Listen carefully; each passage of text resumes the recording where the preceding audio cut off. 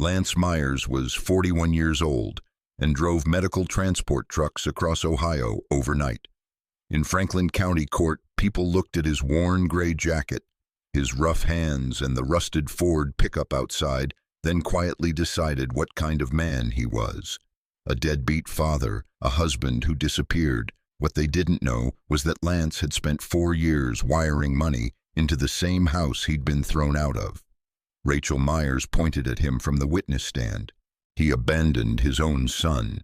Then attorney Claire Whitmore placed a thick stack of wire transfer records onto the courtroom table, and the sound echoed through the silent room. If you're watching tonight, comment your country and local time below. I always like seeing where these stories reach people. And if you enjoy real emotional courtroom dramas like this, subscribe to the channel. Tomorrow's story might hit even harder. Before the court filings, before the accusations, before strangers in polished suits looked at Lance Myers like he was something stuck to the bottom of a shoe, there had been a small apartment above a laundromat on Parsons Avenue in Columbus. The apartment smelled like detergent and fried onions from the diner downstairs. The heater clicked all winter. The pipes rattled every morning around 6. Lance loved that apartment, not because it was good, because it was theirs. Rachel Myers used to sit cross-legged on the kitchen counter at midnight while Lance reheated canned soup after late shifts. She wore oversized Ohio State sweatshirts back then, her hair tied up messy, no makeup, no salon clients, no luxury handbags, just Rachel. Back then she laughed easily. Lance had met her when he was 27 and hauling oxygen equipment deliveries for mid-state medical transport. Rachel worked reception at a dental office near Grove City. They were both exhausted all the time, both broke, both trying to pretend adulthood felt normal. Then Noah was born. Everything changed after that. Lance remembered the exact hospital hallway at Mount Carmel East, where the nurse handed him his son for the first time. Noah's tiny fingers curled around one of Lance's knuckles like he already trusted him. Lance had never felt fear like that. Not fear of failure, fear of responsibility. From that day on, every decision he made carried Noah's weight with it. He picked up overnight routes, weekend shifts, holiday runs nobody wanted, medical transport paid decently if a man stopped caring about sleep. And Lance stopped caring about sleep. By 35, he could drive from Columbus to Cleveland at 3 in the morning in freezing rain without caffeine. He knew every rest stop bathroom on Interstate 71, every truck stop coffee machine, every warehouse guard who checked manifests without looking up. Rachel hated that life. At first she hid it well. Then she stopped hiding it. "I don't want Noah growing up like this," she told him one night while sorting bills at the kitchen table. Lance looked up from a Huntington Bank statement, like what always struggling. He folded the paper carefully before answering. "We pay rent on time. That's not the point." "What is the point?" Rachel leaned back in her chair and stared around the apartment like she was already somewhere else. "I'm tired of barely surviving." The words stayed with him, not because they were cruel, because they were honest. A year later, Rachel told him she wanted to open a beauty studio, not a small salon booth, a real place. Modern branding, high-end clients, champagne at appointments, influencers, bridal packages. Women spend money even during recessions, she said, while showing him Pinterest photos on her phone. This could actually change our lives. Lance studied the numbers. The startup loan alone scared him. Lease payments, renovations, chairs, mirrors, lighting, inventory. But Rachel looked alive when she talked about it. So he said yes. That decision changed everything. Crown Theory Studio opened in Dublin, Ohio 6 months later, inside a renovated retail strip near Bridge Park. White walls, gold lettering, expensive marble counters Rachel found secondhand online. Lance painted half the walls himself after 12-hour shifts. He installed shelves at 2 in the morning, carried salon chairs up the front steps because paying movers cost too much. Rachel never forgot those things in the beginning. She kissed him at the grand opening while tears filled her eyes. "We did this," she whispered. For a while, it actually worked. The salon became popular faster than anyone expected. Columbus influencers started tagging the location online. Brides booked months ahead. Rachel hired assistants, then stylists, then a manager. Money finally started appearing. Not rich money, but enough for a better neighborhood, enough for a mortgage in Dublin, enough for Noah to have his own room with baseball posters on the walls. Lance thought they had made it. Then Noah started wheezing during baseball practice one spring afternoon. The inhaler came first, then emergency room visits, then specialists at Nationwide Children's Hospital. Asthma. Severe enough that certain nights scared the hell out of Lance, especially during winter. Lance learned how to stay calm while Noah struggled to breathe. He learned insurance terminology, medication schedules, humidifier settings. Rachel handled it differently. She became sharper, faster, more impatient. Stress sat on her like static electricity. Meanwhile, the salon kept growing. Rachel's Instagram followers climbed. Local magazines featured Crown Theory Studio. She started attending networking events downtown with real estate agents, boutique owners, and social media marketers. Lance rarely went, not because Rachel told him not to, because he saw the difference himself. Men there wore tailored jackets and expensive watches. They talked about investment properties and Napa Valley vacations. Lance smelled like diesel fuel and warehouse dust half the time. One evening, Rachel stood beside him in their bathroom while removing makeup. "You could at least buy better clothes." Lance looked at her reflection. "What's wrong with my clothes? They make you look—" She stopped. "Like what?" "Tired." He nodded once, because tired was accurate. At 41, Lance's hands were cracked from winter loading docks. His shoulders hurt every morning. He kept aspirin in his truck glove compartment next to registration papers and spare phone chargers. But the mortgage got paid. Noah's treatments got paid. The salon loan got paid. That mattered more to him than appearances. Rachel stopped seeing it that way. Slowly, she began introducing him differently around clients. "This is my husband Lance," became Lance Works in Transportation. Then eventually my husband couldn't make it tonight, even when he stood right there. Lance noticed every small change, the missing wedding ring during business dinners, the separate photos online, the way Rachel corrected his grammar in front of people now, the way she sighed when he parked the old Ford pickup near upscale restaurants. Still, he stayed quiet. Because Noah was sleeping better lately, because the mortgage balance was shrinking, because he thought marriages survived rough seasons if one person stayed steady long enough. Then one Friday evening in November, Lance arrived early at Crown Theory Studio carrying takeout from Rachel's favorite Thai place on High Street. The salon lights were still on. Music played softly inside. Through the front glass, he saw Rachel laughing near the reception desk with a tall man in a navy overcoat. The man touched her lower back casually, comfortably, like he had done it before. Lance stopped walking. Rainwater dripped from his jacket onto the sidewalk while he stood motionless outside the glass. Rachel looked up. For half a second, her smile disappeared. Then she stepped away from the man too quickly, too late. Lance looked at the untouched takeout bag warming his hands, and for the first time in years, something cold moved quietly into his chest. The man inside Crown Theory Studio introduced himself as Bradley Kane. He smiled before speaking, the kind of polished smile that belonged on billboard advertisements for luxury condos. "Rachel's told me a lot about you," he said, extending a hand. Lance stared at it for a second before shaking it once. Bradley's coat probably cost more than Lance's monthly truck payment. Rachel moved quickly between them, her voice too bright. "Bradley owns Kane Urban Properties downtown. He's helping us look at commercial expansion opportunities." "Us." Lance noticed that word immediately. Not the explanation. The word. He handed Rachel the takeout bag. "You forgot dinner." "Oh." She blinked. "Right." The food stayed untouched on the counter while Bradley continued talking about retail traffic and lease negotiations. Lance barely heard any of it. His eyes stayed on Rachel, not because of jealousy, because she looked different around Bradley, lighter, like she had already stepped into another version of her life, one where Lance no longer fit. That night they drove home mostly in silence.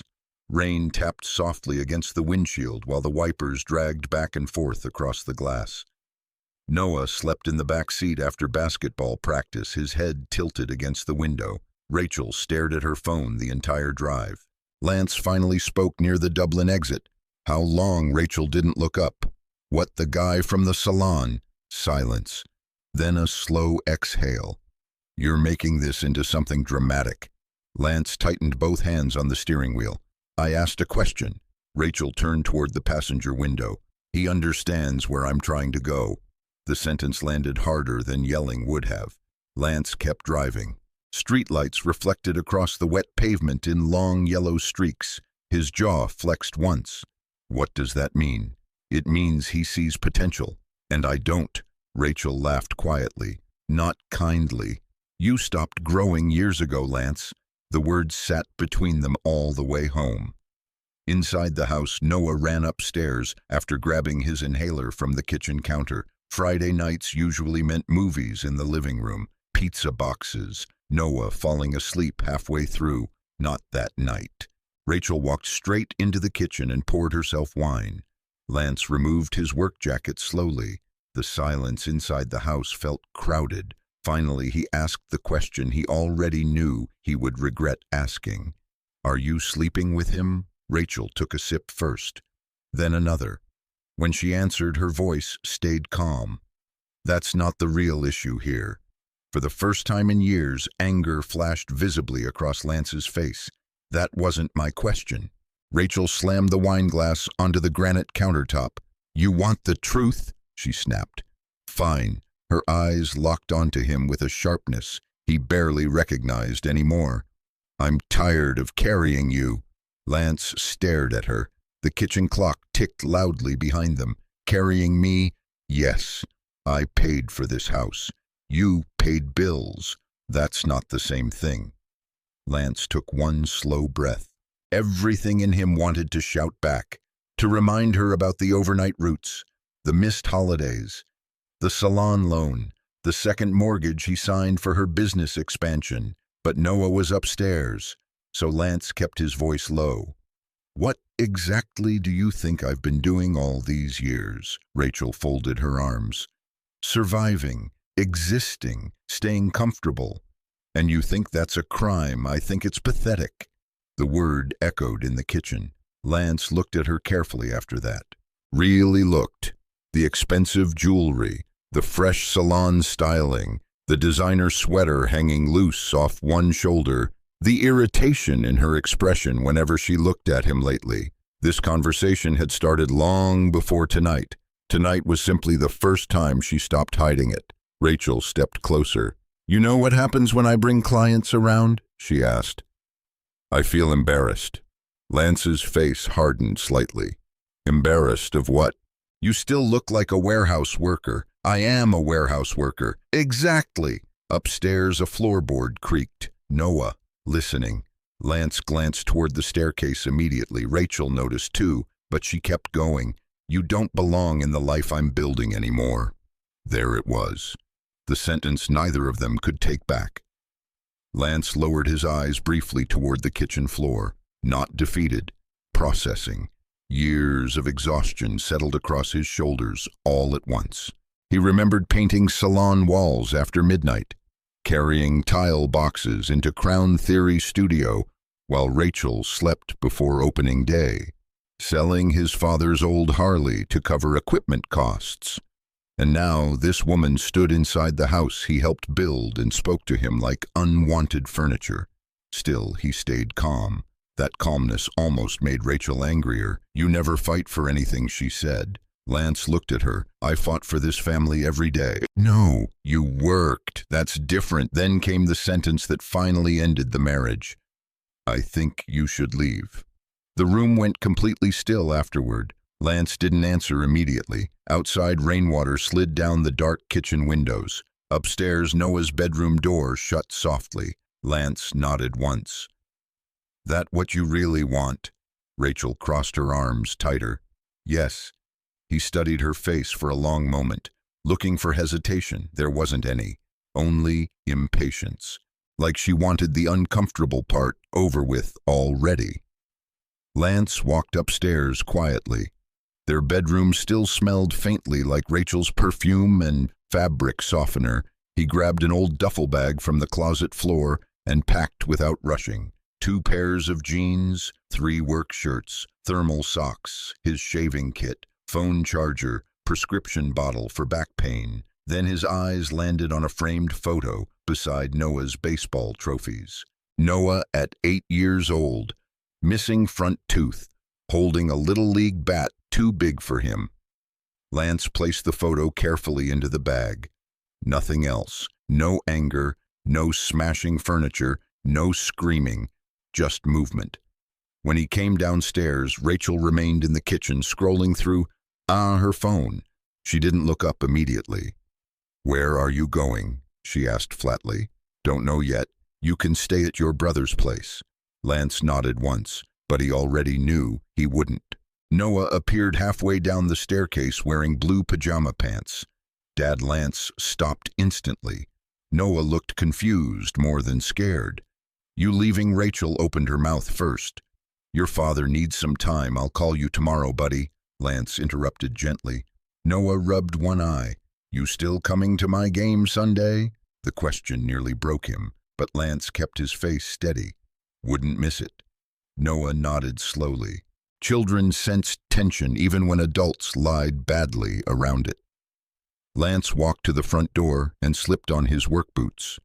Rain hammered harder outside now. Before opening the door, he looked back one final time. At the staircase, at the kitchen lights, at the family photos hanging on the wall beside the dining room. Then he stepped out into the cold. The rain soaked through his jacket almost immediately. His silver Ford pickup started on the second try. Lance drove without direction for nearly an hour through wet Columbus streets before finally parking near a Kroger grocery store off Sawmill Road. The parking lot glowed under pale streetlights. He reclined the driver's seat slightly but couldn't sleep. Water tapped against the windshield. At 1:14 a.m., his phone buzzed with a reminder notification. "Noah inhaler, refill Monday." Lance stared at the screen for several seconds. Then he opened his banking app. Even after everything that happened tonight, he scheduled the pharmacy payment before closing his eyes. The next morning, Rachel changed the house alarm code, and Lance understood something quietly devastating. She had not made that decision tonight. She had made it long ago. Lance Myers rented the room from a retired machinist named Walter Green in Dayton, Ohio. The house sat near an aging railroad crossing behind an auto zone and a pawn shop with flickering neon lights. Freight trains rolled past twice a night, hard enough to shake the windows. The room itself barely fit a twin mattress and a folding table, but it was cheap. Cheap mattered now. Walter charged $400 a month in cash and didn't ask questions. He only pointed toward the hallway bathroom and said, "Don't smoke inside." Lance never did. Most nights he returned after midnight from medical transport routes, carrying oxygen tanks, hospital beds, portable dialysis equipment, or sealed pharmaceutical coolers across Ohio. He stopped noticing exhaustion after a while. Fatigue became background noise. His routine settled quickly. Wake up at 5:30 p.m., gas station coffee. Drive to Midstate Medical Transport Warehouse near Dayton International Airport. Check manifests. Load trucks. Drive through the night. Sleep 4 or 5 hours. Repeat. The room stayed mostly empty except for necessities. 2 plastic plates. Laundry detergent beside the door. A microwave Walter found at Goodwill. 1 framed photograph of Noah wearing a Cincinnati Reds cap. That picture stayed on the folding table beside Lance's bank paperwork. Every month, on almost the exact same date, Lance opened his Huntington National Bank account and sent money. always before paying himself. Mortgage support, school expenses, medical coverage, emergency savings. He treated those transfers like oxygen, non-negotiable. The first transfer after leaving the house was $3,200. Rachel accepted it within 20 minutes. No message attached. No thank you. Nothing. Lance expected that. The second month, Noah needed asthma medication adjustments after another emergency room visit at Nationwide Children's Hospital. Rachel texted him at 2:11 a.m., need $740 by tomorrow morning. Insurance delayed again. Lance had only $900 left in checking after rent and fuel. He sent the money anyway. At work the next night, he skipped dinner and drank vending machine coffee instead. That became normal, too. Lance started organizing every transaction carefully after the third month, not because he expected court someday, because details calmed him. Control mattered when the rest of life stopped making sense. He bought blue plastic storage bins from Walmart near Miller Lane. Each year got its own bin. Inside each one, he filed documents with painful precision: wire transfer confirmations, bank statements, hospital receipts, screenshots, prescription invoices, email printouts. Every document slid neatly into labeled folders. He even kept receipts from certified mail envelopes Rachel sometimes demanded. Walter once walked past the room while Lance organized paperwork on the floor. "You running a business in here?" the old man asked. Lance shook his head. "Just keeping records." Walter shrugged. "Smart habit."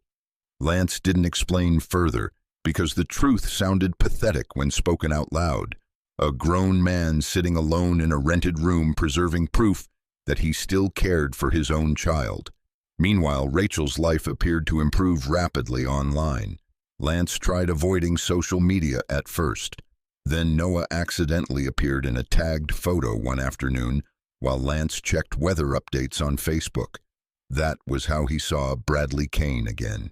Rachel stood beside Bradley at some rooftop restaurant downtown. String lights glowed overhead. Expensive cocktails on the table. Noah smiled awkwardly between them, wearing a collared shirt Lance had bought the previous Christmas. Caption: blessed. Despite everything, the post had almost 400 comments. "Strong mama, you deserve happiness. Single mothers are superheroes." Lance stared at the screen silently inside a Speedway parking lot outside Toledo. Then he closed the app and drove another 4 hours through freezing rain without turning the radio on. He never commented, never argued, never defended himself publicly. At work, nobody knew much about his personal life except that he picked up extra routes constantly. His supervisor, Earl Bennett, noticed eventually. "You know, overtime ain't mandatory, right?" Earl asked one night while signing delivery sheets. Lance nodded. "I know, you're averaging 72 hours a week." "Need the money." Earl leaned back in his chair. "Divorce?" Lance paused briefly. "Something like that." Earl didn't pry after that. Truck depots were full of men carrying invisible disasters quietly. Nobody forced conversations there, but the schedule wore Lance down physically. Winter hit Ohio brutally that year. Ice storms closed highways. His knuckles cracked and bled from cold loading docks.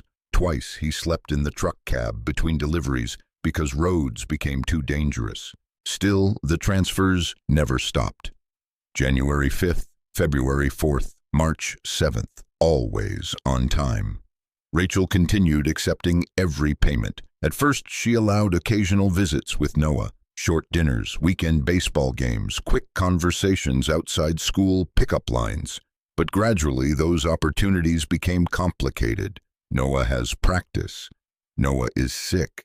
Noah already has plans. Maybe next weekend. Lance noticed patterns. Most canceled visits happened when Bradley appeared in social media posts the same weekend. Still, Lance avoided conflict because every argument seemed to reduce access to Noah further. One Saturday afternoon, Lance drove from Dayton to Dublin with a new baseball glove he had saved 3 weeks to buy. Rachel opened the door halfway. Noah stood behind her wearing sneakers and a backpack. "Where's he going?" Lance asked. Rachel grabbed Noah's overnight bag first. "Bradley's taking us to Chicago. You said I had him this weekend." "Plans changed." Lance looked at Noah. The boy avoided eye contact. Children learned emotional survival quickly inside broken homes. "I already drove out here," Lance said quietly. Rachel sighed dramatically. "Lance, please don't make this difficult." Difficult. The word bothered him all night afterward, not because she canceled, because she acted like disappointment itself was inconvenience. Lance handed Noah the baseball glove anyway. The kid's eyes lit up instantly. "For me, custom Rawlings," Lance said softly. "Outfield model." Noah smiled for the first time that day. Then Rachel noticed the brand price tag still attached. "You really shouldn't spend money like this right now," she said. Lance almost laughed. Instead, he nodded once, because 3 days earlier he had wired her another $2,900. Back in Dayton that night, Lance added another folder to the storage bin. Visitation canceled. Inside went screenshots of text messages and calendar dates. Not emotional notes, not angry letters. Facts. Only facts. As months passed, Lance became smaller inside Rachel's public story. People around her believed she carried everything alone. At networking events, she referred to Noah as "my son" instead of "our son." She described herself as rebuilding after abandonment. Nobody questioned it. Why would they? Bradley looked successful. Rachel looked polished. Lance looked tired. America trusted appearances more than records. One March evening, Lance stopped at a pharmacy in Columbus to prepay Noah's inhaler prescription before driving back to Dayton. The pharmacist glanced at the computer. "You've been covering this account for years," she said casually. Lance nodded. "Automatic payments. She's lucky." Lance didn't answer, because luck had nothing to do with it. Commitment did. Outside, cold wind pushed against his jacket as he walked back toward the truck. His phone buzzed. A new email notification from Rachel's attorney. Subject line: notice of intent to seek retroactive child support. Lance stopped walking. Snow drifted across the parking lot under white fluorescent lights. He opened the message slowly. The claim accused him of failing to provide meaningful financial support for nearly 4 years. 4 years. Lance read the sentence twice, then once more. Inside the truck cab, he sat motionless while the heater rattled weakly. Finally, he reached into the back seat and pulled one blue storage bin closer. His eyes moved across the labels. For the first time since leaving the house, Lance understood exactly why he had kept every receipt. Bradley Kane drove a black Porsche Taycan with custom matte rims and tinted windows dark enough to reflect entire buildings. Lance noticed the car before he noticed the man. The first time he saw it parked overnight outside the Dublin house, snow had gathered lightly across the windshield. The porch light glowed above it like confirmation. Bradley was no longer visiting. He was staying. Lance sat across the street inside his idling Ford pickup for less than 30 seconds before driving away again. He did not knock on the door, did not call Rachel, did not ask questions he already knew the answers to. The truth had become visible long before anyone admitted it aloud. By spring, Bradley appeared everywhere in Rachel's life. Social media posts, salon openings, charity events downtown, weekend trips to Nashville and Miami, always smiling, always polished, always standing exactly where Lance used to stand. Rachel's online image changed too. The captions became carefully crafted stories. "Starting over was the hardest thing I've ever done. Strong women rebuild quietly. Single motherhood changes you." People responded exactly the way she wanted. Hundreds of comments, admiration, sympathy, encouragement. Nobody asked where the mortgage money came from. Nobody asked who kept paying Noah's insurance deductible. Nobody asked who covered the emergency inhaler refill during Noah's February asthma attack, because Lance Myers did not exist inside Rachel's version of the story anymore. Only inside bank records and those records stayed hidden inside blue storage bins in Dayton. One Friday evening, Lance stopped at a rest area outside Springfield to eat vending machine crackers between deliveries. Snow drifted sideways through truck headlights while he checked his phone. A new Instagram photo appeared from Rachel's account. Noah sat courtside at a Columbus Blue Jackets game wearing a custom jersey. Bradley sat beside him with one arm around his shoulders, family night. Lance stared at the image longer than he should have. Not because of Bradley, because Noah looked comfortable, happy. That hurt more. Lance locked the phone screen and leaned back in the truck seat. For several minutes he simply listened to the heater fan hum softly. Then his phone buzzed again, this time from Noah. "Thanks for the hockey jersey money. Mom said you helped." Lance looked at the text twice. "Mom said you helped, not thanks for buying it, not thanks, Dad." Something tightened inside his chest quietly. Still, he typed back immediately. "Glad you had fun, buddy. Love you." Noah sent a thumbs-up emoji, nothing else. The distance between fathers and sons rarely arrived all at once. It happened in inches, missed weekends, shorter calls. Stories told differently in one household than another. Lance understood that better every month.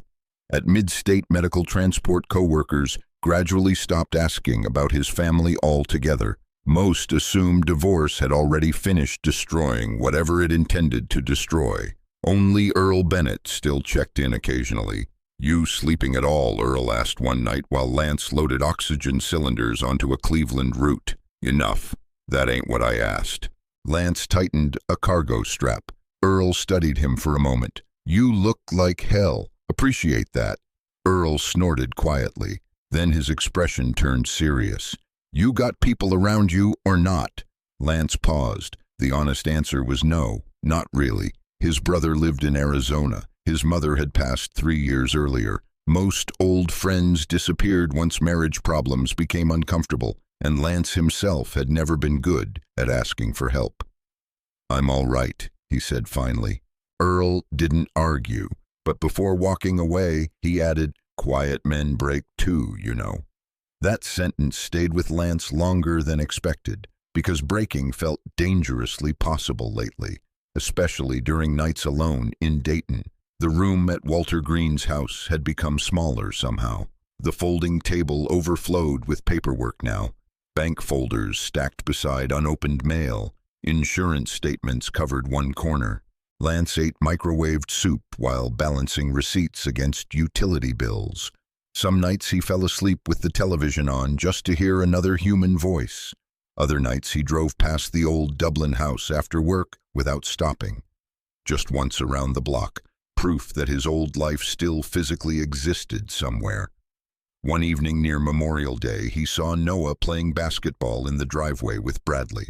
Lance slowed instinctively. Bradley rebounded the ball and tossed it back laughing while Noah shot free throws under the garage lights. Then Noah missed and smiled. The exact same smile he used to give Lance.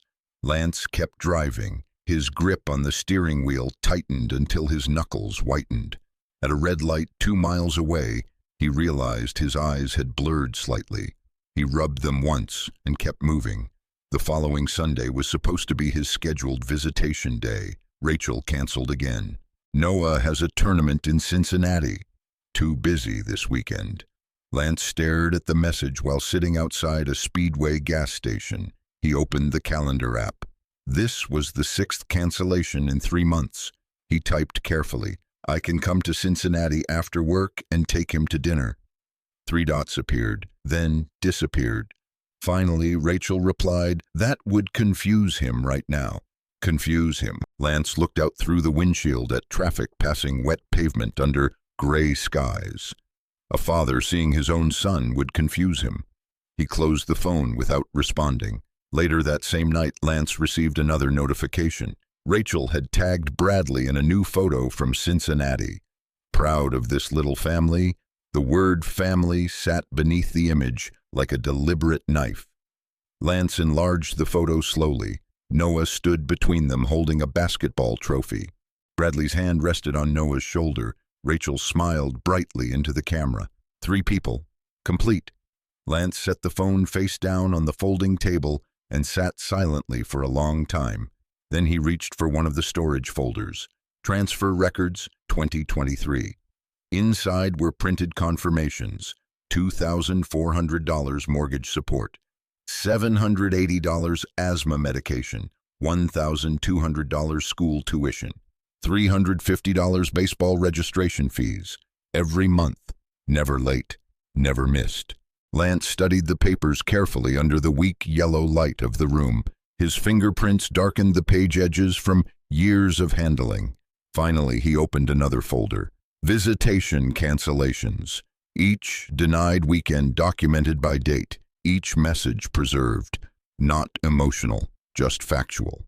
Lance didn't realize it yet, but he had already begun preparing for war long before court papers arrived. He simply hadn't called it that yet. Weeks later, another blow landed quietly.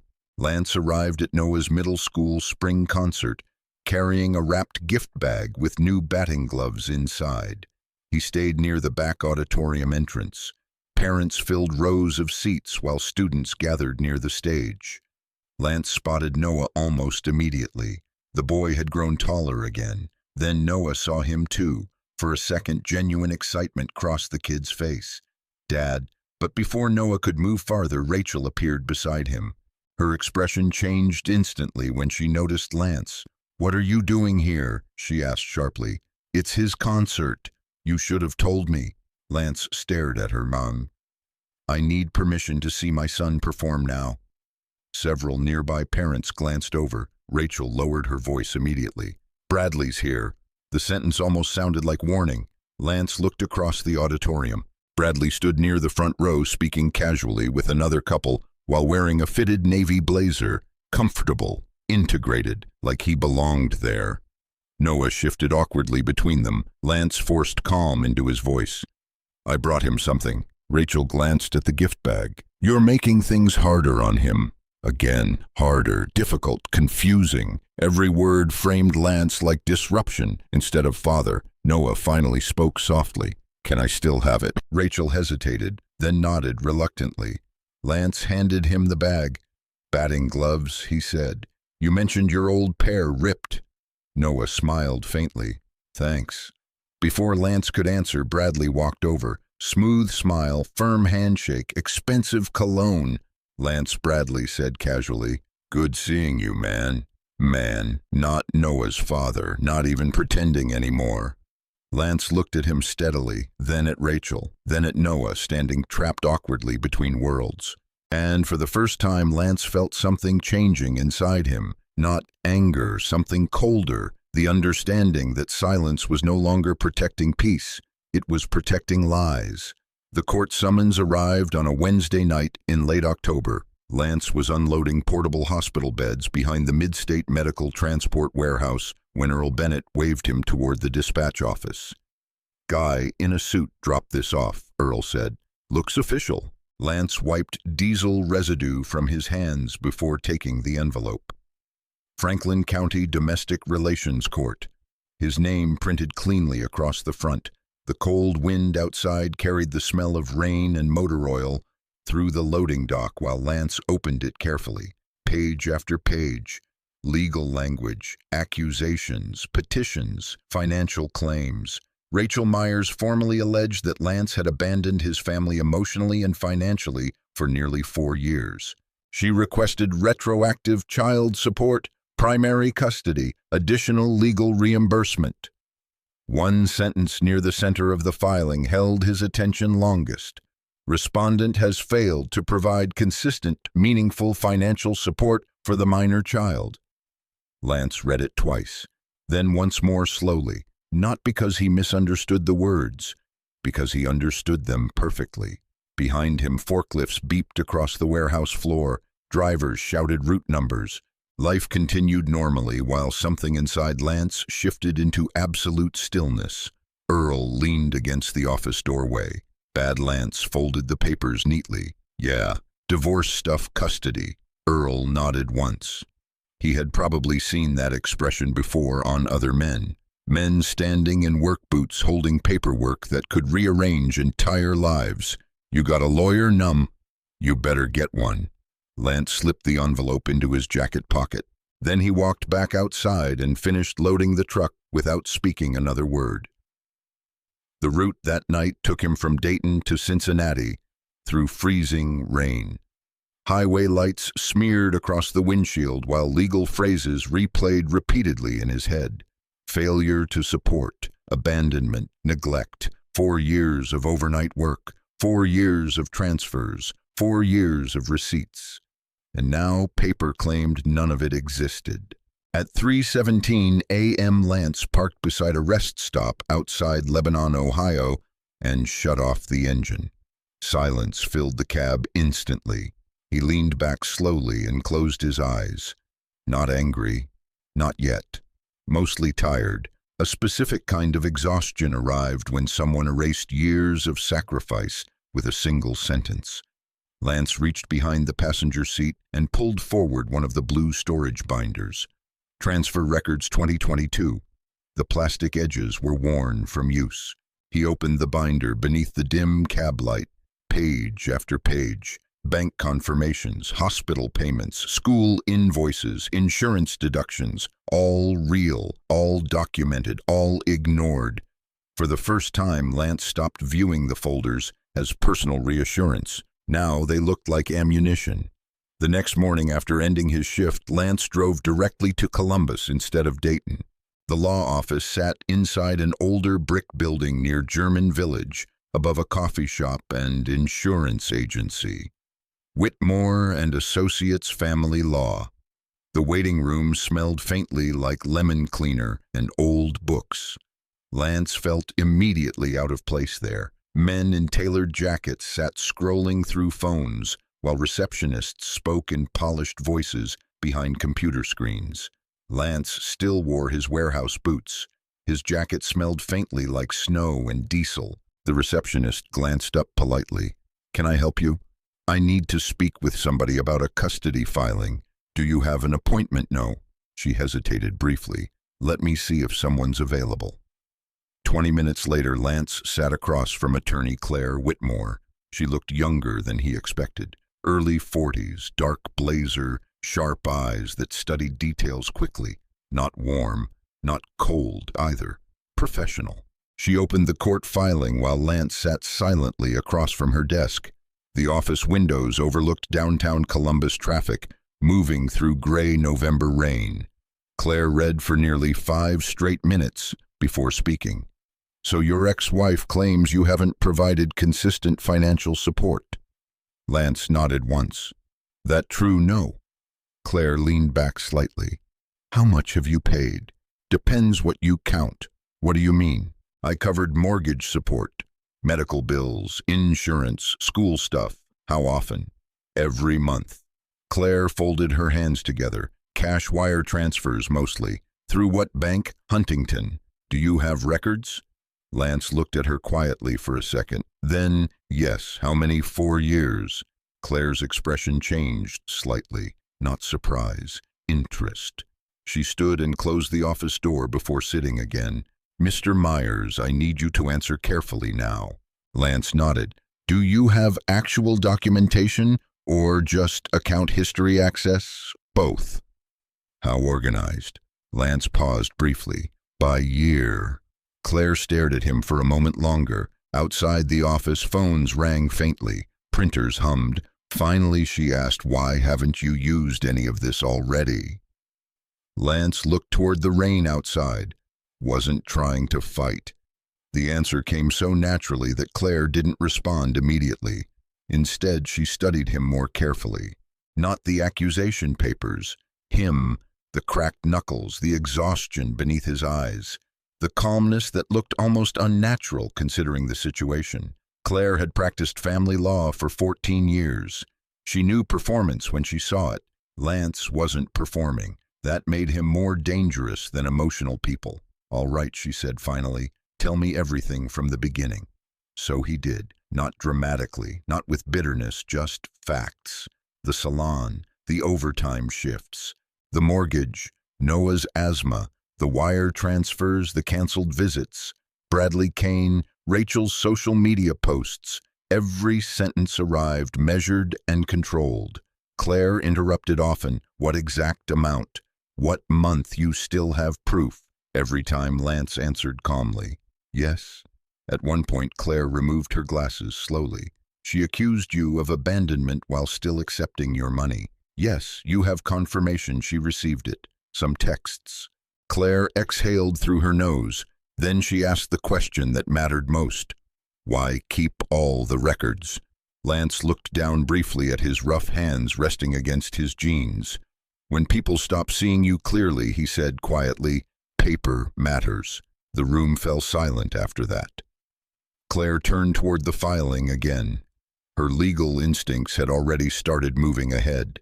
If the records were real, Rachel's case had serious problems, potentially dangerous ones. False testimony in custody court rarely ended well, especially financial deception. Claire stood and walked toward the office window. Can you bring me everything? She asked.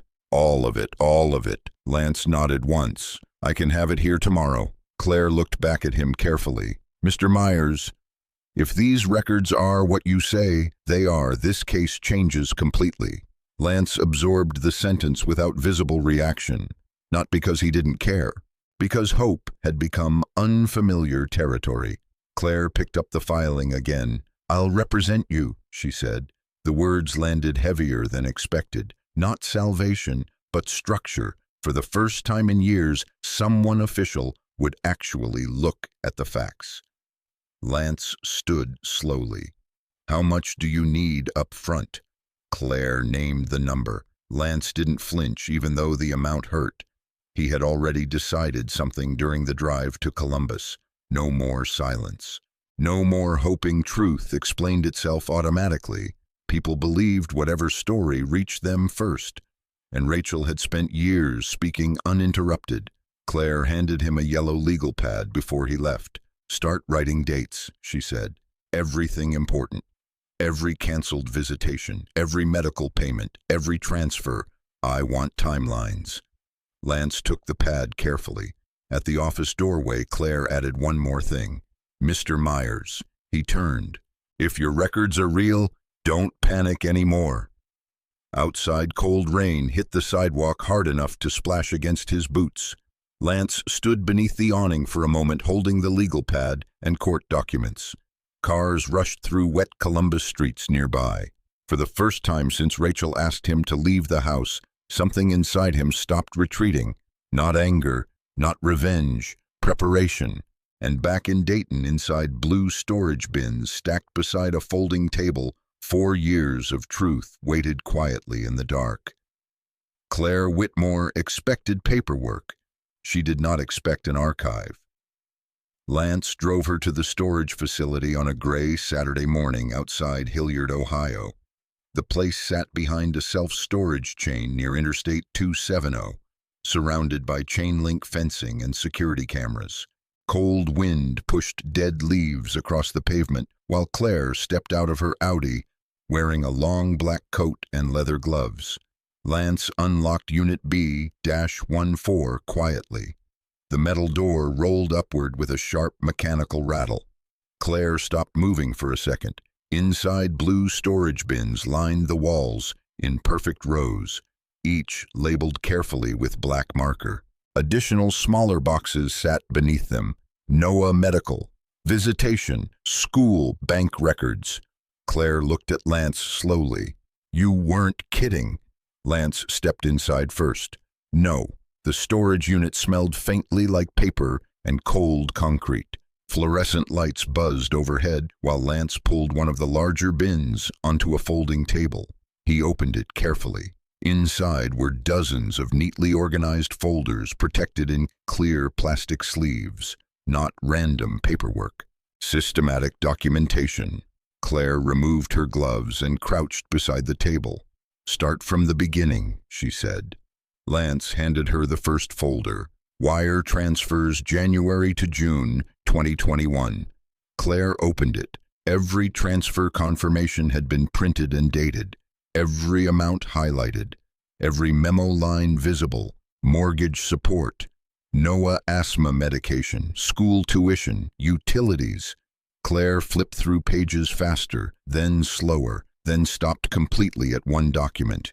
A wire transfer for $4,850 dated March 2021. Memo, emergency pediatric respiratory treatment. You paid this directly, Claire asked. Yes. Why? Rachel said insurance delayed approval. Claire kept reading. The consistency immediately stood out. Not occasional support, not random help. Structured financial maintenance, like a man continuing to support an entire household from outside its walls. How often did you miss a payment? She asked. Lance thought briefly. Never. Claire looked up sharply. Not once, no. Outside the storage unit, traffic hummed faintly from the interstate. Claire returned to the folder. Page after page contradicted Rachel's legal filing, and that was only one box. She opened another. Text messages 2022. Screenshots printed cleanly on standard paper. Rachel need another $600 for Noah's inhaler refill. Rachel mortgage hit early this month. Rachel, thanks, got it. Claire stared at that message. Thanks, got it. Simple words. Legally devastating. Did she know you kept these? Claire asked. I doubt it. Why print text messages? Lance shrugged slightly. Phones break. Claire almost smiled at that. The answer was practical, emotionless, again, not performance, preparation. She moved to another folder. Visitation logs. Each canceled visit documented by date, time, and explanation. April 14th canceled, Noah busy. May 2nd canceled, family trip. June 11th canceled, Bradley dinner reservation. Claire looked up. You documented his name too, only when relevant. The restraint impressed her more than anger would have. Most custody disputes came buried beneath emotional explosions. Lance documented like an accountant preparing tax audits. Clean, quiet, precise. Claire stood and walked deeper into the storage unit. More boxes, more records, insurance statements from Nationwide Children's Hospital, school payment confirmations from St. Brendan's Academy, baseball registration receipts, prescription refill confirmations. She opened another folder and froze again. Handwritten notes, Noah asthma attacks. Lance had recorded dates of emergency room visits, medication reactions, oxygen levels discussed by nurses, even weather conditions during flare-ups. Claire turned one page slowly. December 18th, 2022. Noah struggled breathing after practice. Rachel panicked. Paid hospital balance at 2:14 a.m. Claire looked toward Lance. You wrote all this yourself. Yes, you remembered oxygen levels. The nurse explained them twice. Claire closed the folder gently. A man who abandoned his child did not track emergency oxygen readings at 2 in the morning. The legal narrative Rachel built was beginning to collapse before trial even started. Claire leaned against the storage wall and crossed her arms.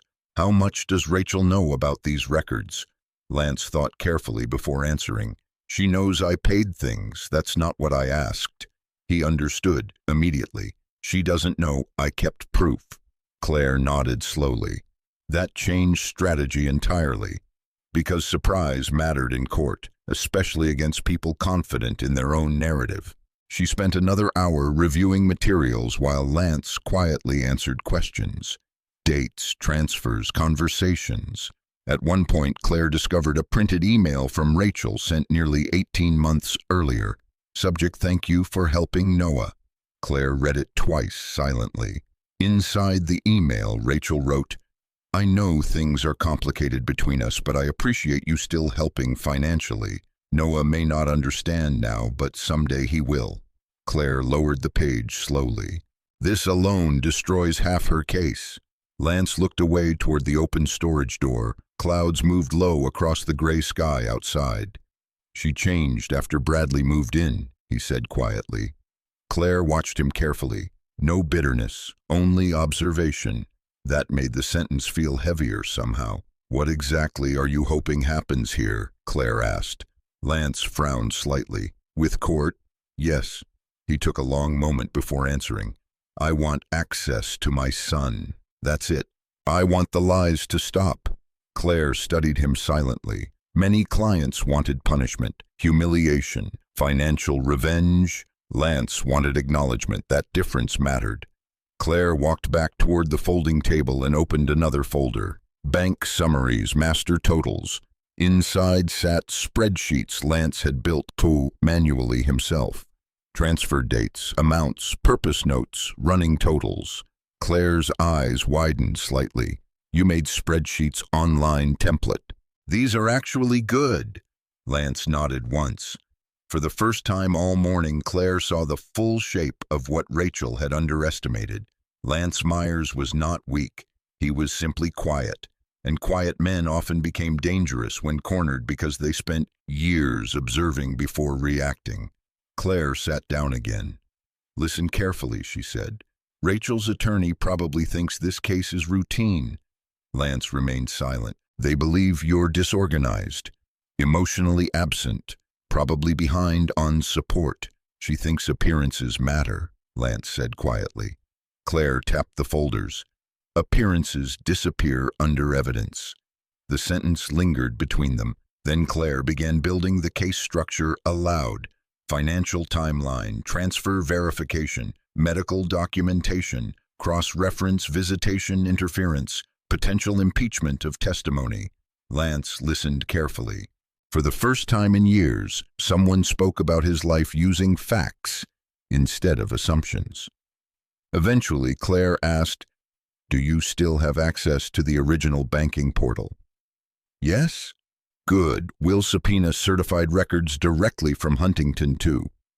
Lance nodded. Claire continued organizing piles across the folding table. Then she paused suddenly while reading another printed message. "Rachel, can you send extra this month? Bradley and I are taking Noah to Florida." Claire's expression hardened immediately. "Did you send it?" "Yes." "How much?" $2,000. Claire looked genuinely stunned now. "You funded their vacation," Lance answered without self-pity. "Noah wanted to see the ocean." Silence filled the storage unit again. Even Claire needed a second before responding, because she finally understood something essential about Lance Myers. The man had not continued paying because he feared court. He had paid because he genuinely believed fatherhood continued, whether he lived inside the house or not. Claire closed the folder carefully. Then she looked directly at him. "Rachel has absolutely no idea what's coming, does she?" Lance's eyes moved across the rows of storage bins quietly. "No," he said. And for the first time since opening the unit, something almost cold settled into Claire Whitmore's expression. Not sympathy, confidence. Because courtrooms ran on narratives until evidence arrived. And buried inside blue storage bins beneath fluorescent lights sat 4 straight years of evidence waiting to speak. Franklin County Domestic Relations Court sat beneath a gray winter sky, like every other government building in Columbus. Cold stone, metal detectors, fluorescent lights, people carrying folders thick enough to ruin lives. Lance Myers arrived 40 minutes early, not because he was anxious. Because truck drivers learned long ago that being late made everything worse. He parked the old silver Ford pickup 3 blocks away beside a parking meter with peeling paint. Frost clung to the windshield corners while downtown traffic crawled through slushy streets. Inside, the courthouse heat blasted through ceiling vents hard enough to fog his glasses briefly. Families filled the waiting areas, some crying quietly, some arguing, some sitting in complete silence beside attorneys, charging $400 an hour to translate pain into legal language. Lance stood apart from all of them somehow. Gray jacket, pressed but outdated dress shirt, court tie bought years earlier for a funeral. In his left hand, he carried a black document case Claire Whitmore had given him 2 days before. Inside sat 4 years of proof. At 8:17 a.m., Claire arrived carrying 2 banker's boxes filled with organized evidence binders. She walked quickly through the hallway without wasted motion. "Morning," she said. Lance nodded once. "You sleep some." Claire glanced toward him. "You eat coffee counts no." But she didn't push further.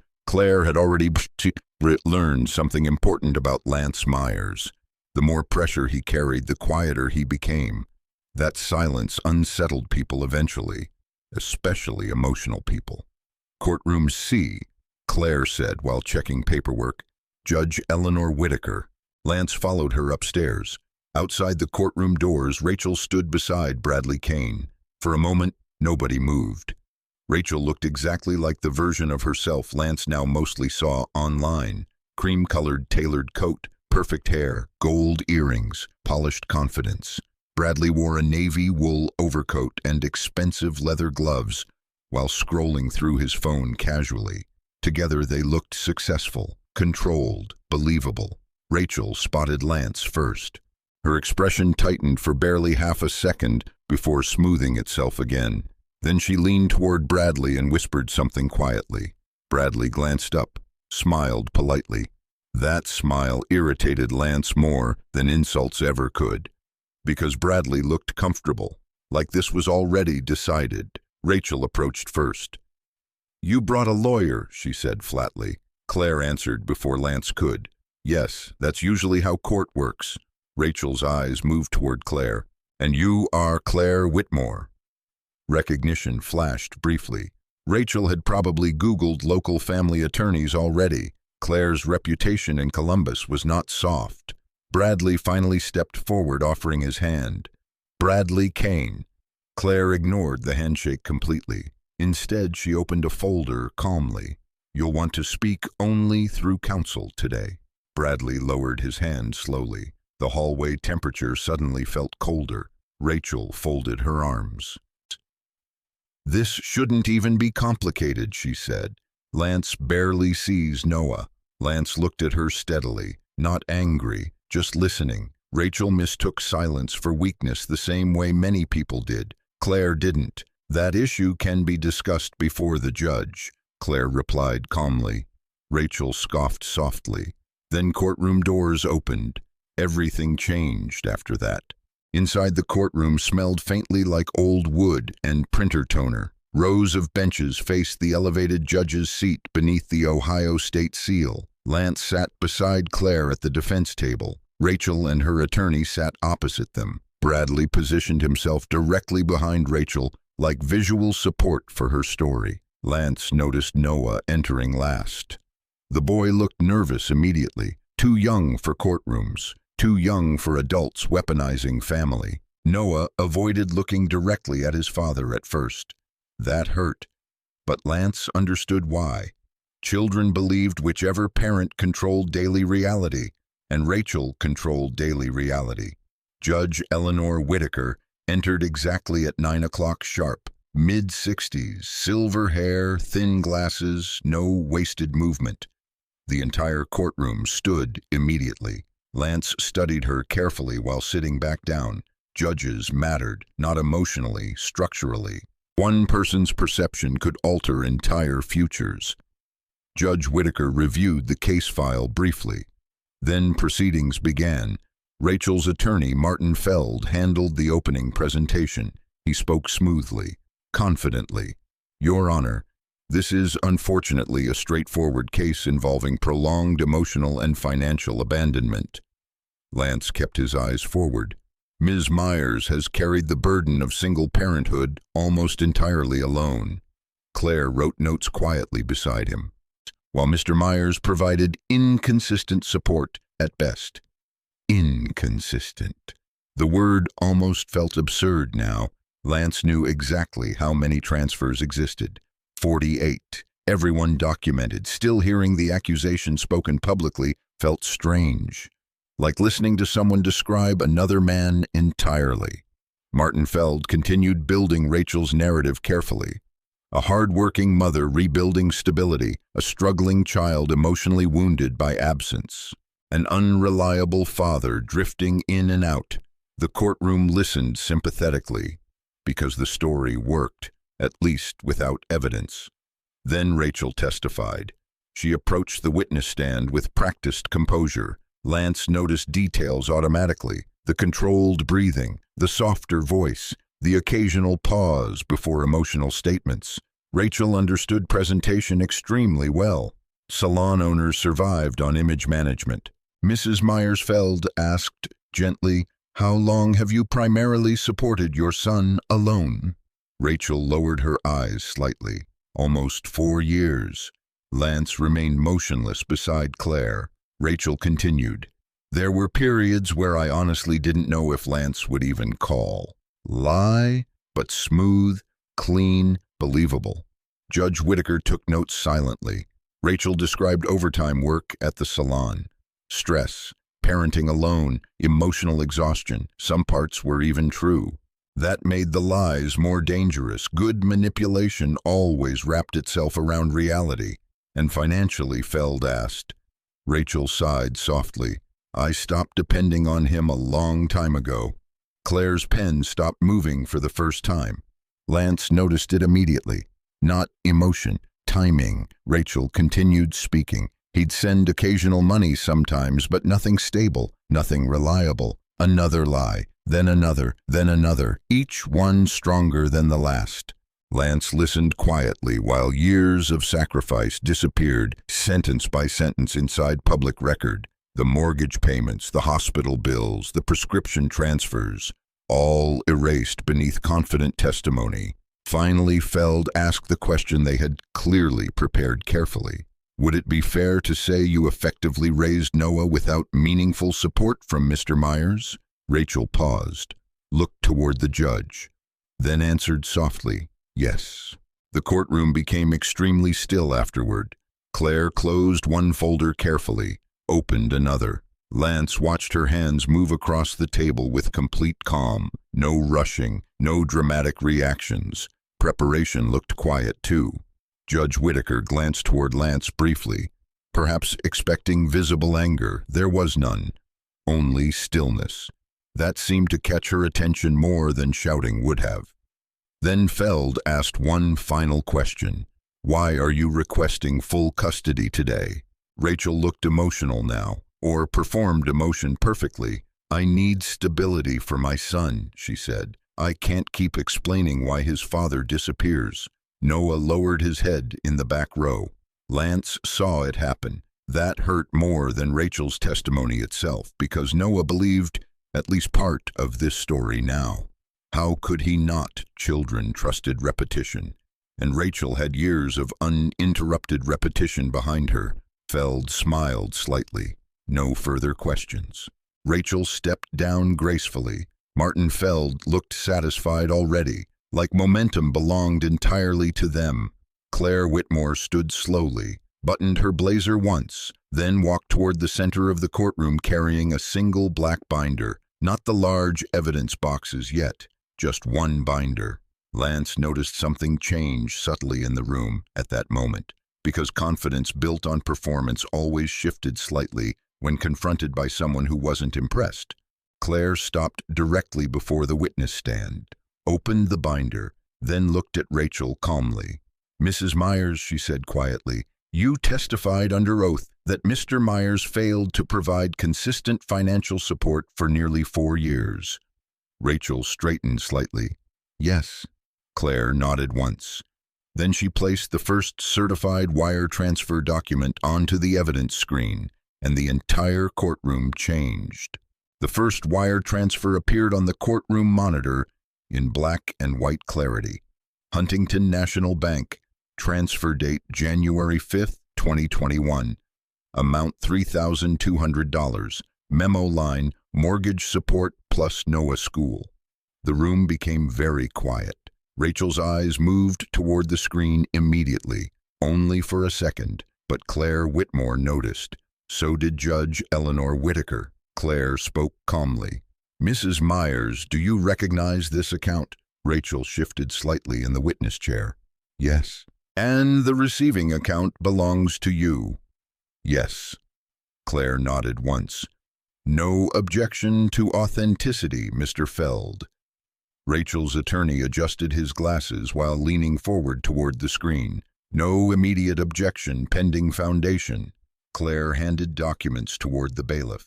"Certified banking records have already been submitted to opposing counsel and the court this morning." Judge Whitaker reviewed the certification pages briefly. Accepted provisionally, she said. Claire turned back toward Rachel.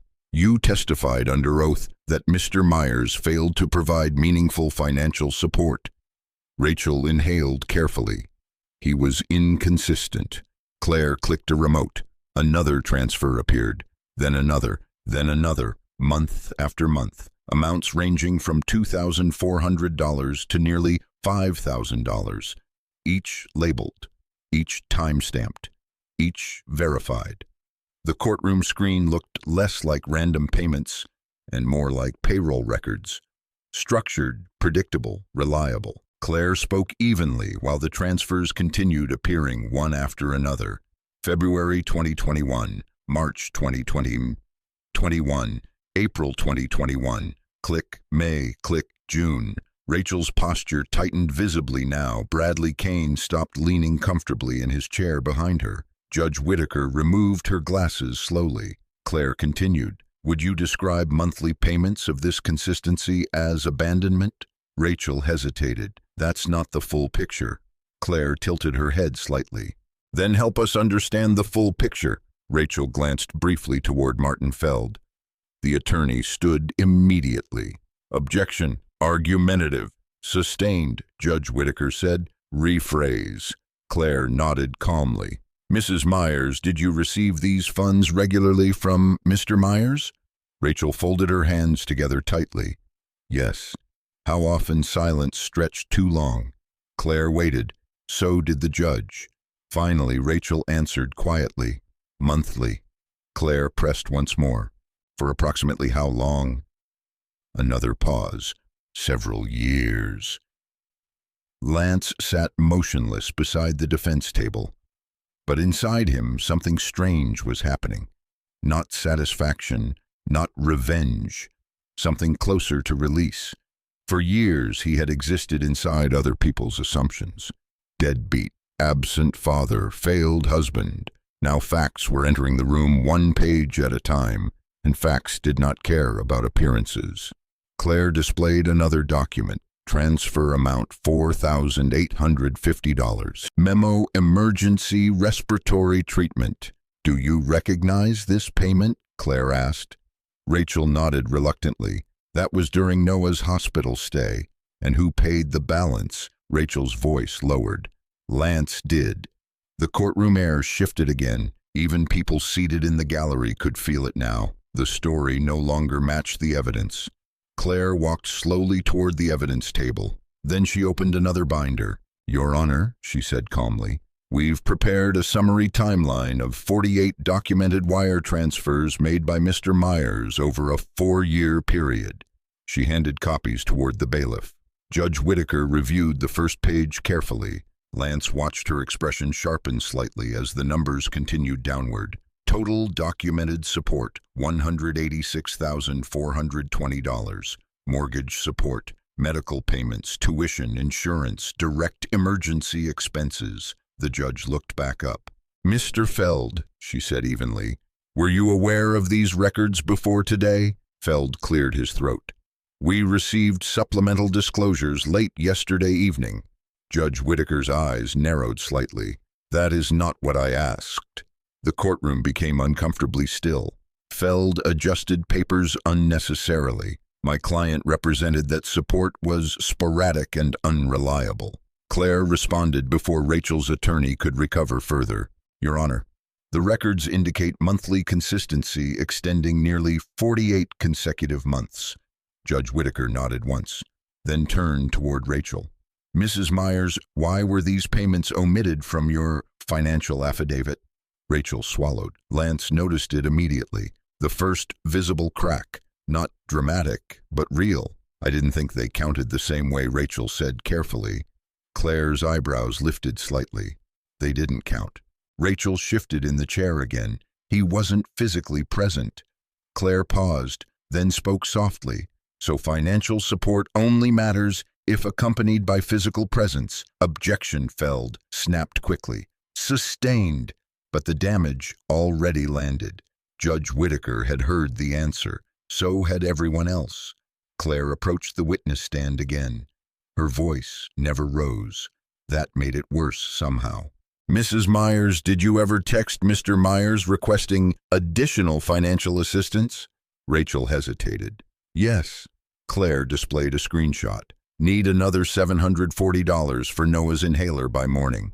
Below it sat Lance's bank confirmation time-stamped 22 minutes later. Another screenshot appeared. Diet. Mortgage came out early this month. Then transfer successful. Another. Can you cover baseball registration? Another transfer. Again and again. The rhythm became brutal. Request.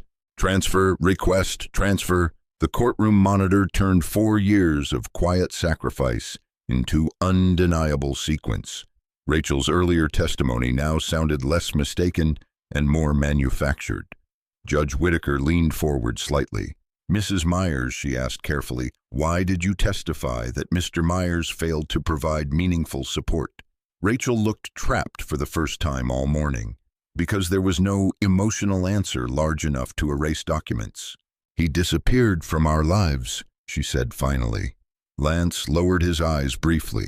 That part hurt because it contained partial truth. He had disappeared physically, or been pushed out physically, but money had continued flowing from every exhausted overnight route and freezing warehouse shift afterward. Claire spoke again. Your Honor, physical separation following marital breakdown does not erase documented financial support. Judge Whitaker nodded once. I'm aware. Claire clicked another page onto the monitor. This time, the courtroom saw not transfers, but calendar entries. Visitation cancellations documented. Date after date. Weekend denied. Trip conflict. Schedule changed. Noah unavailable. Rachel stared at the screen without speaking. Claire approached carefully now, not aggressive, precise. Mr. Myers documented repeated attempts to maintain contact with his son. Feld stood again immediately. Objection. Self-generated documents. Claire didn't even look toward him. They're corroborated by time-stamped text communications already entered into evidence. Judge Whitaker reviewed several pages personally, then overruled. The word landed heavily. Lance finally glanced toward Noah in the back row. The boy looked confused now, not hostile anymore, confused. That almost hurt worse. Children preferred simple stories. One good parent, one bad parent. Courtrooms destroyed simplicity. Claire turned another page. This time Bradley Kane's name appeared in a message thread. Can't do visitation this weekend. Bradley booked a family trip. The word family hung silently inside the courtroom. Bradley shifted uncomfortably behind Rachel for the first time. Judge Whitaker noticed that too. Claire closed the binder slowly. Your Honor, she said this evidence directly contradicts the narrative presented to this court regarding financial abandonment. Feld rose again quickly. My client's emotional experience remains valid regardless of payment history. Claire nodded immediately. Emotional disappointment and financial abandonment are not legally interchangeable. Judge Whitaker looked down at the evidence stack again, then toward Lance. For the first time all morning, she studied him differently, not as accusation, as witness. A man who had sat silently while his entire reputation collapsed publicly before finally responding with documentation instead of outrage. That mattered. Judges noticed restraint, especially when evidence supported it. Rachel suddenly spoke again. He still left us. The sentence came out sharper now, less polished, more emotional. Claire turned toward her carefully. Did he stop paying after leaving the home? No. Did he stop covering Noah's medical expenses? No. Did he stop responding when you requested emergency funds? Rachel's jaw tightened. No. Claire nodded once, then asked the question that changed everything. So your testimony today was not that Mr. Myers failed to support his child financially. Rachel froze. Claire's voice remained calm. Your testimony is actually that you resent the fact he supported the child from outside the home. Silence. Heavy silence. Even Feld hesitated before objecting, because the question had already reached the room before legal procedure could stop it. Judge Whitaker looked directly at Rachel now, waiting. And for the first time since entering the courtroom, Rachel Myers looked unsure what version of the story still remained standing. The courtroom no longer looked at Lance Myers the same way, not after the numbers appeared. 48 wire transfers, 4 consecutive years, $186,420. The total sat on the courtroom monitor in bold black text, while silence spread across the room like smoke. Judge Eleanor Whitaker removed her glasses again and studied the summary sheet personally. Claire Whitmore stood beside the evidence screen without dramatics, no raised voice, no emotional performance. She simply let the records breathe, because numbers carried their own authority. Martin Feld shuffled papers beside Rachel now with less confidence than before. The rhythm of his movements had changed, faster, less controlled. Rachel remained on the witness stand, but the polished certainty from earlier had faded. Lance noticed her hands first, tightened together, thumb rubbing nervously against her ring finger. Small things, but pressure always escaped somewhere. Claire clicked the remote again. A spreadsheet timeline filled the screen wall to wall.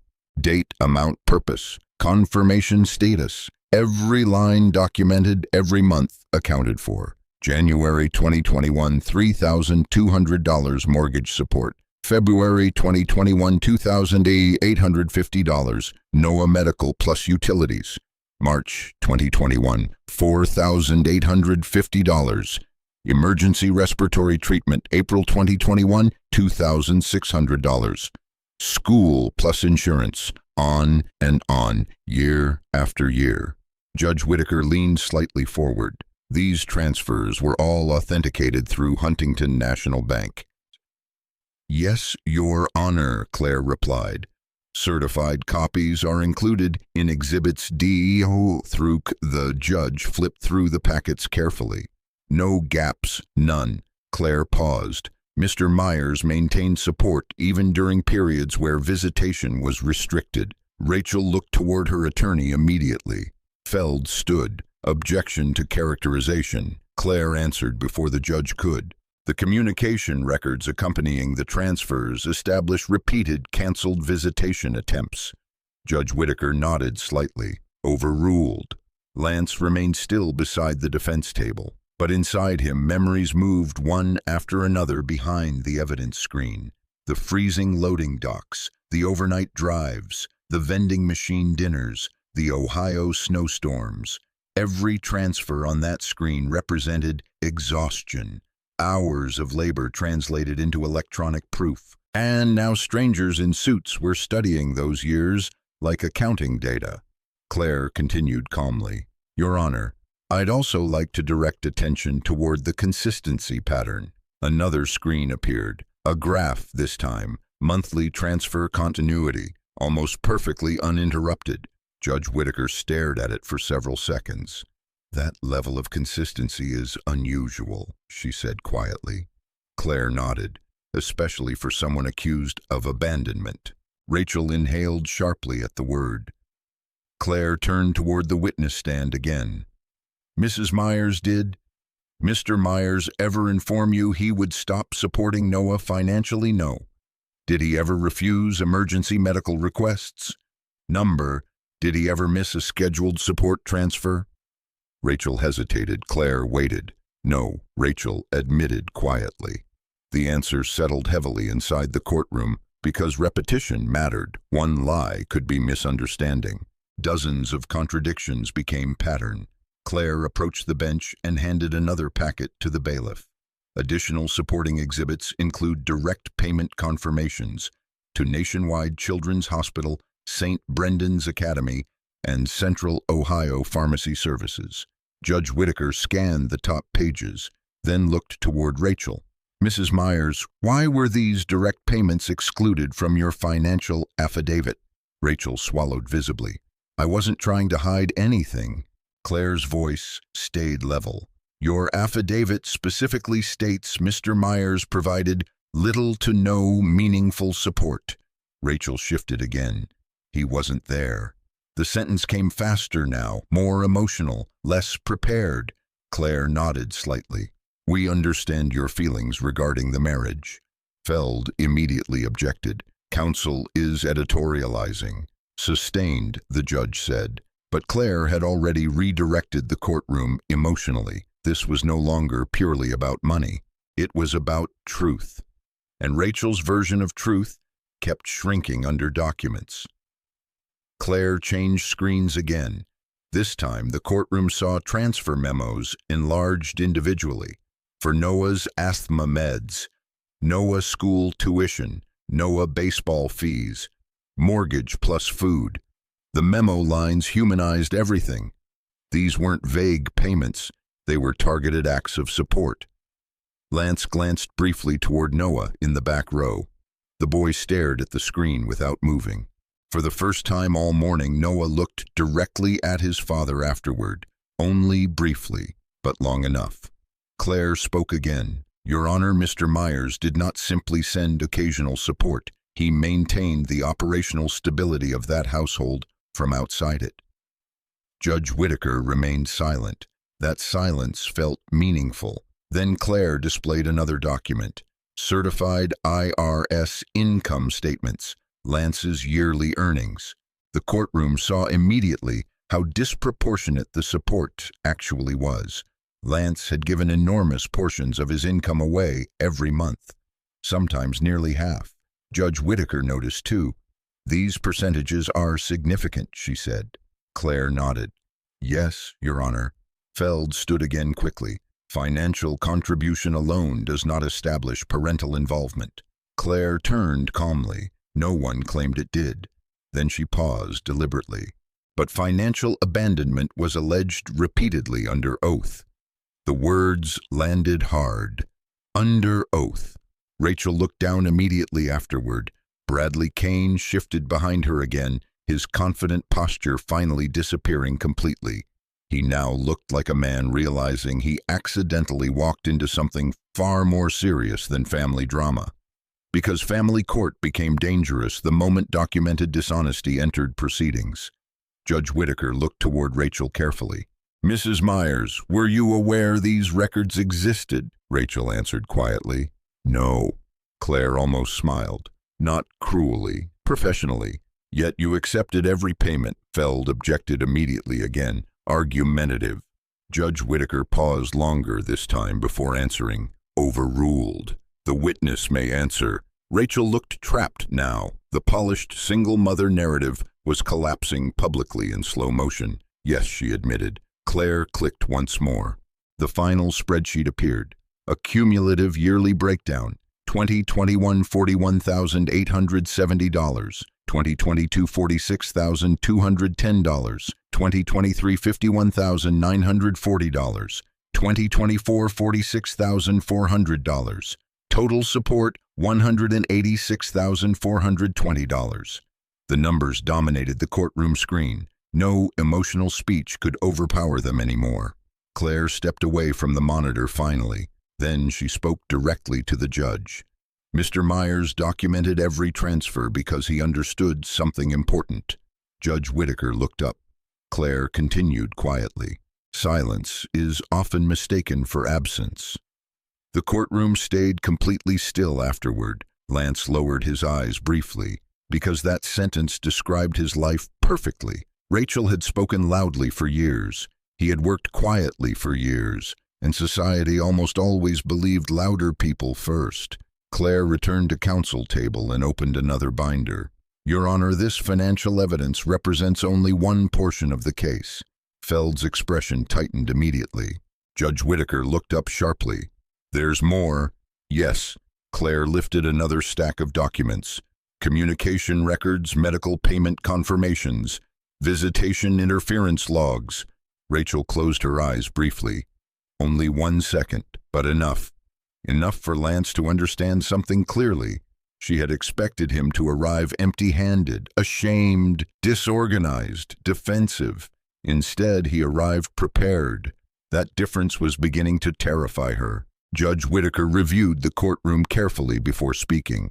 We will recess for 15 minutes before continuing. The gavel struck softly.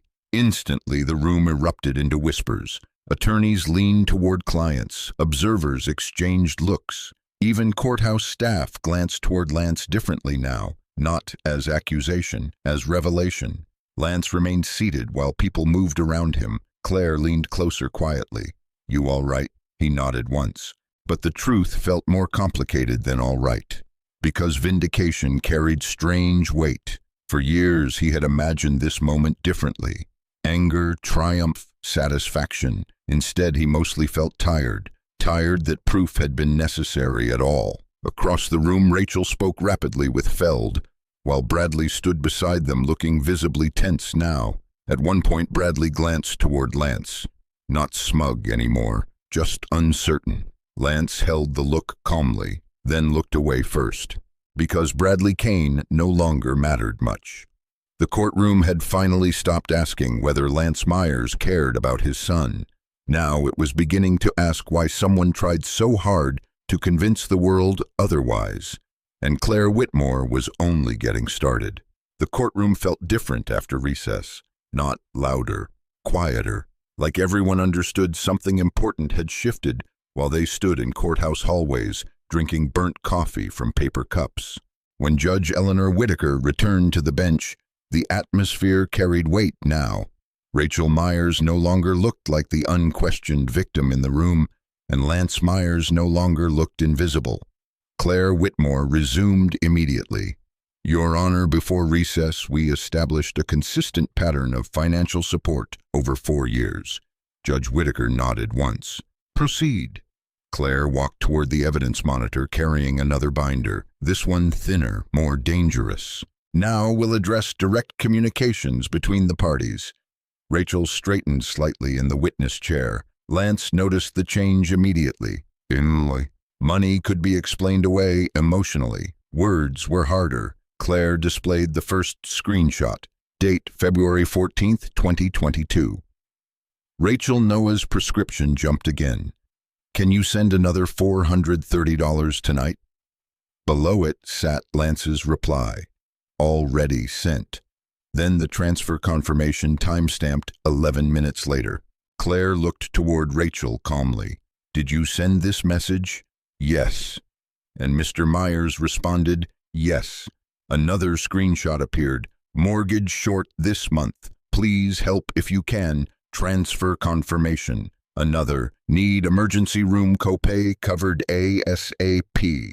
Transfer confirmation." Again and again. The courtroom watched an unmistakable rhythm unfold. Rachel asked. Lance provided. No argument, no delay, no public recognition, just response. Claire stepped closer toward the witness stand. "Mrs. Myers, why did you repeatedly request emergency support from a man you claimed abandoned the family?" Martin Feld stood instantly. "Objection, basis," Judge Whitaker asked. "Counsel is combining emotional and legal terminology improperly." Claire responded calmly. The witness herself used the term abandonment repeatedly under oath. Judge Whitaker considered for 2 seconds. "Overruled." Rachel inhaled sharply. The pressure was getting harder to hide now. "He still helped financially sometimes," she said, carefully. Claire clicked another document onto the screen immediately. A yearly transfer summary, not sometimes, every month. Judge Whitaker looked visibly unimpressed now. Claire continued, "Would you describe 48 documented transfers as sometimes?" Rachel hesitated too long again. "No." Claire nodded once. Then she introduced the next set of evidence, printed emails. The courtroom screen enlarged, one dated July 2022. Subject: "Thank you for helping Noah." Rachel's own words filled the monitor. "I know things are complicated between us, but I appreciate you still helping financially. Noah may not understand now, but someday he will." No one spoke for several seconds afterward. Lance looked down briefly at the defense table. He remembered that email. Sent after Noah's severe asthma flare-up during baseball season. Rachel had sounded exhausted that week. Scared, human. Now the same woman sat in court pretending none of that history existed. Claire's voice stayed even. "Did you send this email?" Rachel answered quietly. "Yes." "Was it truthful when you sent it?" Another pause. "Yes." Claire turned slightly toward the judge. So, in July 2022, Mrs. Myers acknowledged substantial financial assistance from Mr. Myers. Feld rose again. No one disputes occasional assistance, Claire interrupted smoothly. Then perhaps opposing counsel would like to amend previous claims regarding abandonment and lack of support. Silence. Feld sat back down slowly, because there was no clean response left. The record now contradicted their own opening arguments repeatedly. Judge Whitaker wrote several notes by hand, longer notes this time. That detail mattered to Claire immediately. Then Claire introduced the next folder, bank utilization records. Rachel's attorney stiffened visibly. Claire approached the evidence screen. Your Honor, these exhibits correlate incoming support funds with outgoing household expenditures. Rachel looked confused for half a second, then alarmed, because she finally understood where this was going. Claire displayed a banking timeline. Incoming transfer from Lance Myers, $3,500. 2 days later, luxury resort booking, Miami Beach. Another transfer. Then designer retail purchases. Another transfer. Then airline reservations. Another transfer. Then restaurant charges exceeding $600. Claire never raised her voice. That made the evidence feel colder somehow. Mrs. Myers, she asked quietly, did Mr. Myers know portions of these support funds were financing vacations with Mr. Kane? Objection. Feld snapped immediately. Relevance. Claire didn't blink. The relevance concerns financial credibility and disclosure accuracy. Judge Whitaker reviewed the exhibit summary, then overruled. Rachel's face flushed visibly now. Lance noticed Bradley shifting again behind her. The man who once smiled confidently across courthouse hallways now avoided eye contact entirely. Rachel struggled answering. The money all went toward household expenses. Claire tilted her head slightly. Does Miami Beach qualify as a household expense? Murmurs moved softly through the gallery benches. Judge Whitaker looked up sharply. Quiet. Silence returned instantly. Rachel's composure was cracking in pieces now, not dramatically, worse, gradually, like ice giving way beneath weight. Claire displayed another text thread. Rachel Bradley found flights cheap this week. Can you send extra for Noah's ticket? Below it, transfer successful $2,000. Lance remembered that transfer clearly. Noah wanted to see the ocean. That was the only part he cared about at the time. Claire turned toward the judge again. Mr. Myers repeatedly funded experiences involving both Mrs. Myers and Mr. Kane, while simultaneously being denied consistent access to his son. Judge Whitaker's eyes narrowed slightly. That combination bothered her. Lance could tell. The pattern now looked less like co-parenting difficulties and more like manipulation. Claire walked slowly back toward counsel table, then stopped again. One final communication exhibit, Your Honor. She displayed another screenshot. Date March 2023. Rachel, please don't fight me in court someday. Noah needs stability. Lance's response appeared beneath it. I never wanted court. I just want access to my son. The simplicity of the sentence changed the room again. No anger, no threats, no bitterness, just exhaustion. Judge Whitaker reread the exchange personally. Then she looked directly toward Lance for several seconds, assessing, re-evaluating. Lance sat exactly the same way he had all morning, quiet, still, hands folded carefully before him. He did not look triumphant while Rachel's testimony collapsed. That mattered more than he realized, because judges watched reactions almost as closely as evidence. Claire closed the final binder slowly. Your Honor, the communication records establish 3 critical facts. Judge Whitaker nodded slightly. Go ahead. First, Mrs. Myers repeatedly acknowledged and requested ongoing financial support. Claire raised one finger. Second, Mr. Myers consistently complied. Another finger. Third, the narrative of abandonment presented to this court materially conflicts with documented communications spanning 4 years. The courtroom remained completely silent afterward. Martin Feld rubbed his forehead slowly now. Rachel stared downward at the witness stand railing. Bradley looked trapped inside a situation he clearly never expected to become this serious. And Noah? Lance looked toward his son carefully.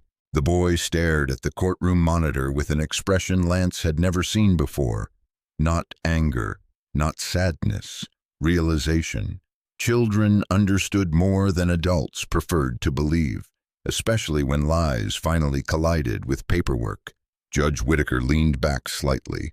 "Mrs. Myers," she said carefully, "is there any reason this court should continue relying on your earlier characterization of financial abandonment?" Rachel opened her mouth, stopped, tried again. It felt like abandonment. Claire almost objected, then chose not to, because emotional truth and factual truth were no longer blending successfully for Rachel. Judge Whitaker understood the distinction already, and that distinction could decide everything. The judge reviewed several pages silently. Then she spoke again. "This court takes inaccurate testimony extremely seriously." The sentence landed like concrete. Rachel's shoulders stiffened instantly.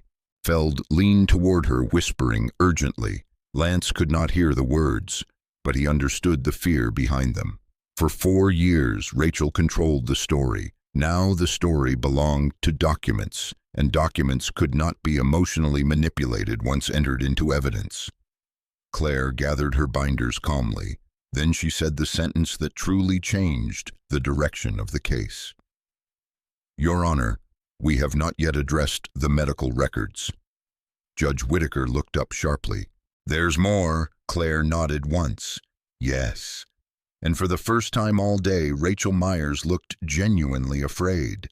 The fear appeared on Rachel Myers' face before Claire Whitmore even opened the medical binder.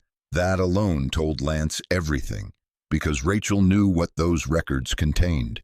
Not opinions, not emotional interpretations, facts, hospital dates, payment confirmations, emergency contacts, and facts were becoming extremely dangerous for her now. Claire approached the evidence screen carrying a thick, dark blue folder labeled Noah Myers Medical Records. Judge Eleanor Whitaker adjusted her glasses again. "Proceed," she said. The courtroom had grown completely silent by then. Even casual observers sitting in the gallery understood they were watching something far larger than a routine custody dispute.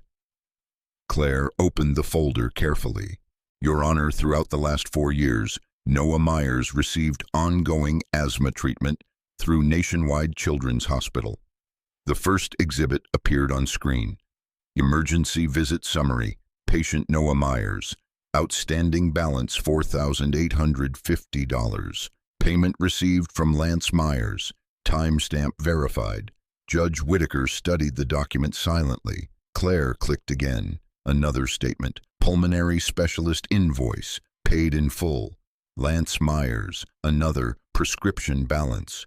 Paid directly by phone authorization. Lance Myers. Another. Emergency overnight observation. Partial insurance denial. Balance settled electronically. Lance Myers. The rhythm continued relentlessly. Not random assistance. Not occasional involvement. Maintenance. Protection. Fatherhood translated into paperwork. Claire turned toward Rachel.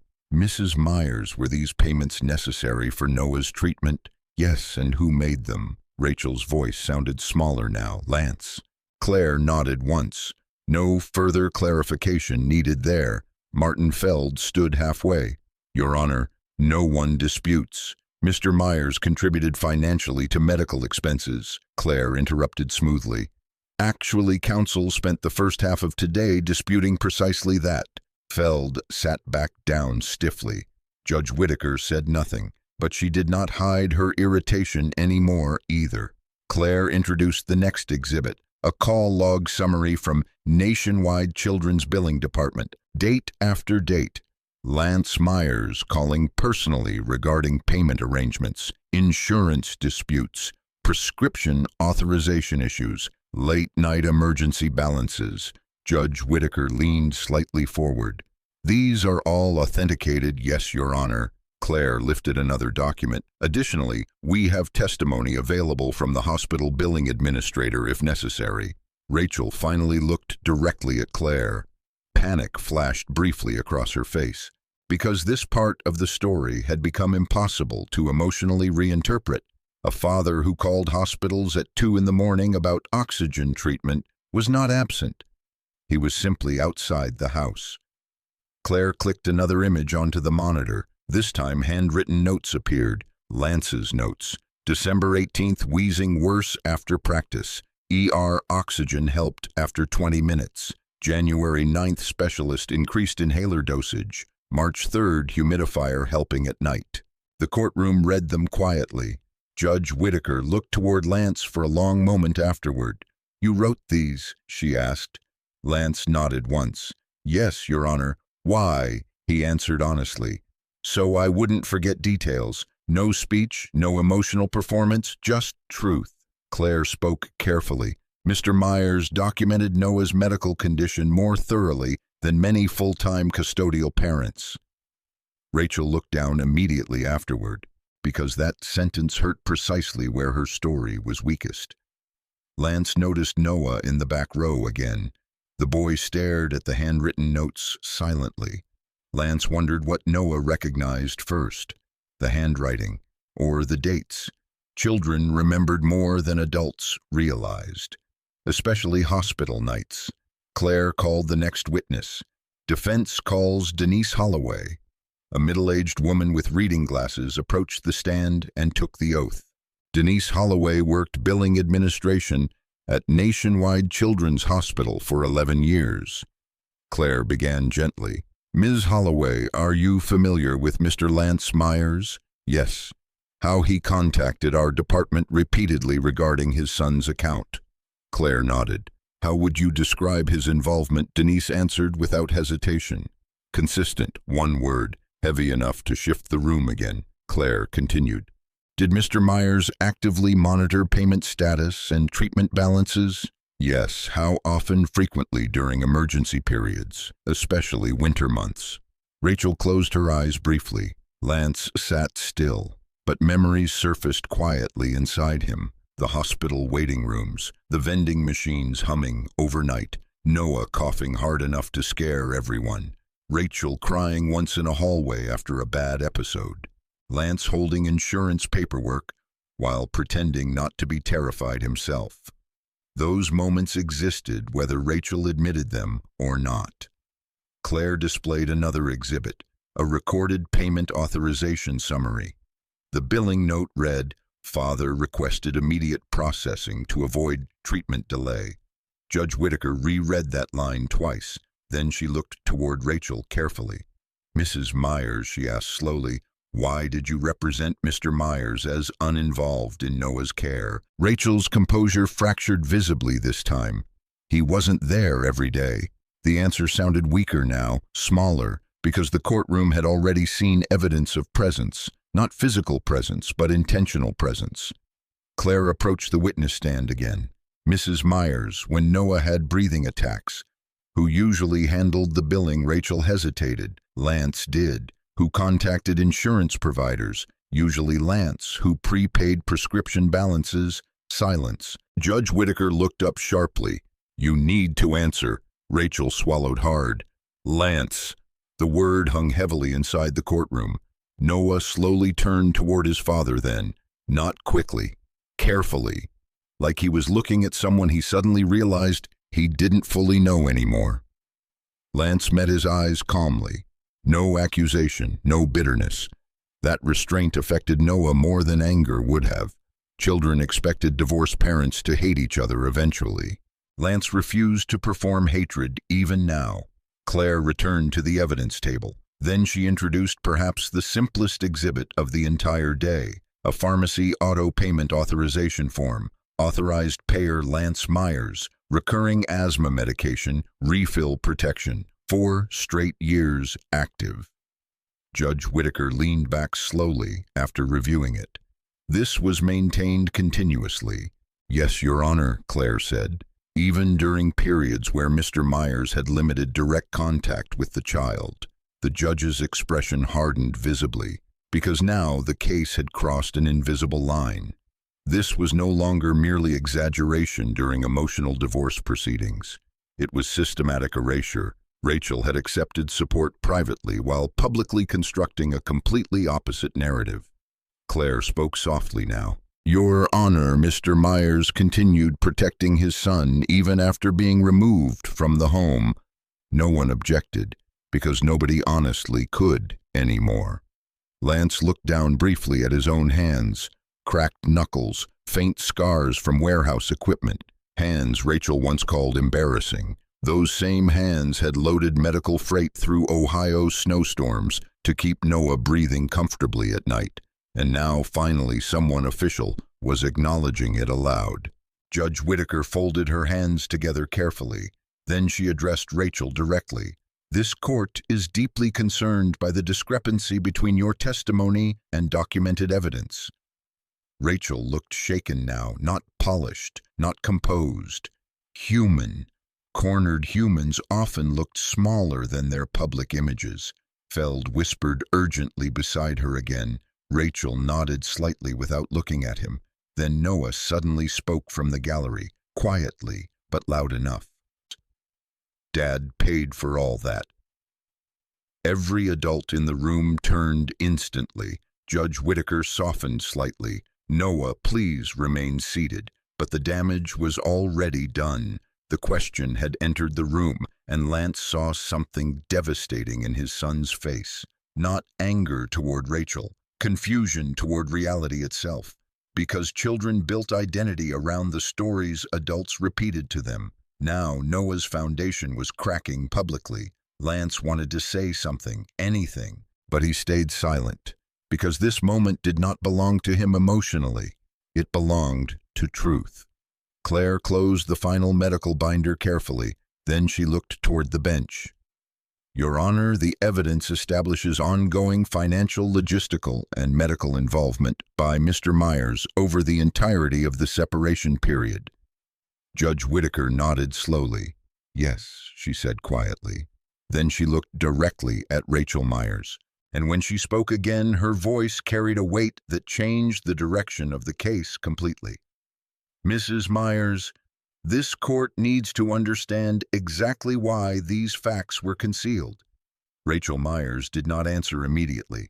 The courtroom waited. Judge Eleanor Whitaker remained perfectly still behind the bench, hands folded together while fluorescent lights reflected softly against her glasses. Mrs. Myers, the judge, repeated this court, asked why these facts were concealed. Rachel's breathing looked uneven now. For the first time all day, she no longer resembled the confident salon owner who entered the courtroom wrapped in polished certainty. Now she looked tired, human, and increasingly trapped by her own testimony. Martin Feld leaned toward her quickly, whispering something urgent. Rachel nodded faintly, then finally spoke. "I wasn't trying to lie." Claire Whitmore didn't move. Neither did Lance. Judge Whitaker's expression remained unreadable. "Then explain the omissions," the judge said calmly. Rachel glanced toward the courtroom monitor, still displaying Noah's medical payment records. "He wasn't really part of our lives anymore," she said quietly. "Not the way a father should be." Claire stood slowly. "Your Honor, may I respond?" "You may." Claire walked toward the center of the courtroom again. Measured steps, controlled breathing, no performance. "Physical separation after marital breakdown is common," she said. "What is uncommon is maintaining nearly $200,000 in documented support while continuing medical involvement for 4 straight years." She paused briefly. "What's even more uncommon is describing that conduct as abandonment under oath." The phrase "under oath" landed heavily again. Rachel lowered her eyes. Judge Whitaker looked directly toward her. "Mrs. Myers, did you intentionally omit support records from your affidavit?" Feld rose immediately. "Your Honor, my client disputes the characterization of intentional omission." The judge cut him off sharply. "I did not ask counsel. I asked Mrs. Myers." Silence. Even Bradley Kane looked uncomfortable now. Rachel swallowed hard. "I didn't think the details mattered the same way." Judge Whitaker's face hardened slightly. In family court, financial disclosures always matter. Lance watched quietly from the defense table. Years earlier, he would have tried rescuing Rachel from moments like this, softening consequences, interrupting conflict, protecting her from embarrassment. But something inside him had changed over the last 4 years. Not cruelty, clarity. Rachel created this room herself. The judge reviewed several pages again, then spoke carefully. This court is extremely troubled by the pattern emerging here. No one interrupted. Judge Whitaker continued. Mr. Myers appears to have provided consistent financial and medical support while simultaneously experiencing restricted parental access. Rachel looked shaken again. Feld attempted recovery. Your Honor, emotional abandonment still impacts a child regardless of financial contribution. Claire nodded immediately. No disagreement there. The courtroom turned slightly toward her. Then Claire delivered the sentence that shifted everything permanently. But emotional narratives do not authorize factual misrepresentation before the court. Silence. Absolute silence. Judge Whitaker leaned back slightly. That sentence mattered because it separated pain from dishonesty. Rachel may have genuinely felt abandoned emotionally, but feelings did not erase records, and family courts depended on records. Claire approached the evidence table again. We also need to address custody implications moving forward. Rachel looked up sharply. Lance noticed it immediately. Fear. Real fear this time. Because until now, Rachel probably believed the case would end with corrected support calculations and uncomfortable embarrassment. Now she understood custody itself could shift. Judge Whitaker folded her hands again. Go ahead. Claire opened another folder. Mr. Myers documented repeated attempts to maintain contact with Noah. She displayed the visitation logs again. Canceled weekends, denied pickups. Trips replacing scheduled time. Claire spoke softly. Despite this, Mr. Myers continued financial support without interruption. Judge Whitaker nodded once. That's already been established. Yes, Your Honor, but motive has not. Claire turned toward Rachel. Mrs. Myers, why did you continue restricting contact if Mr. Myers remained financially and medically involved? Rachel answered quickly this time. Noah was confused. Claire tilted her head slightly. Confused by what? Everything. Claire paused. Then, was Noah aware his father continued supporting him? Rachel hesitated. That hesitation answered the question before words arrived. Judge Whitaker noticed too. Answer clearly, the judge said. No, Rachel admitted quietly. Lance felt something painful move through his chest at that moment. Not rage, grief, because Noah had spent years believing silence meant indifference, and Lance himself had allowed that misunderstanding to survive longer than he should have. Claire continued carefully now. So Noah was not informed about the financial or medical support his father continued providing. Rachel looked trapped again. No. Was Noah informed his father repeatedly requested visitation? No. Claire nodded once, then stepped back slightly.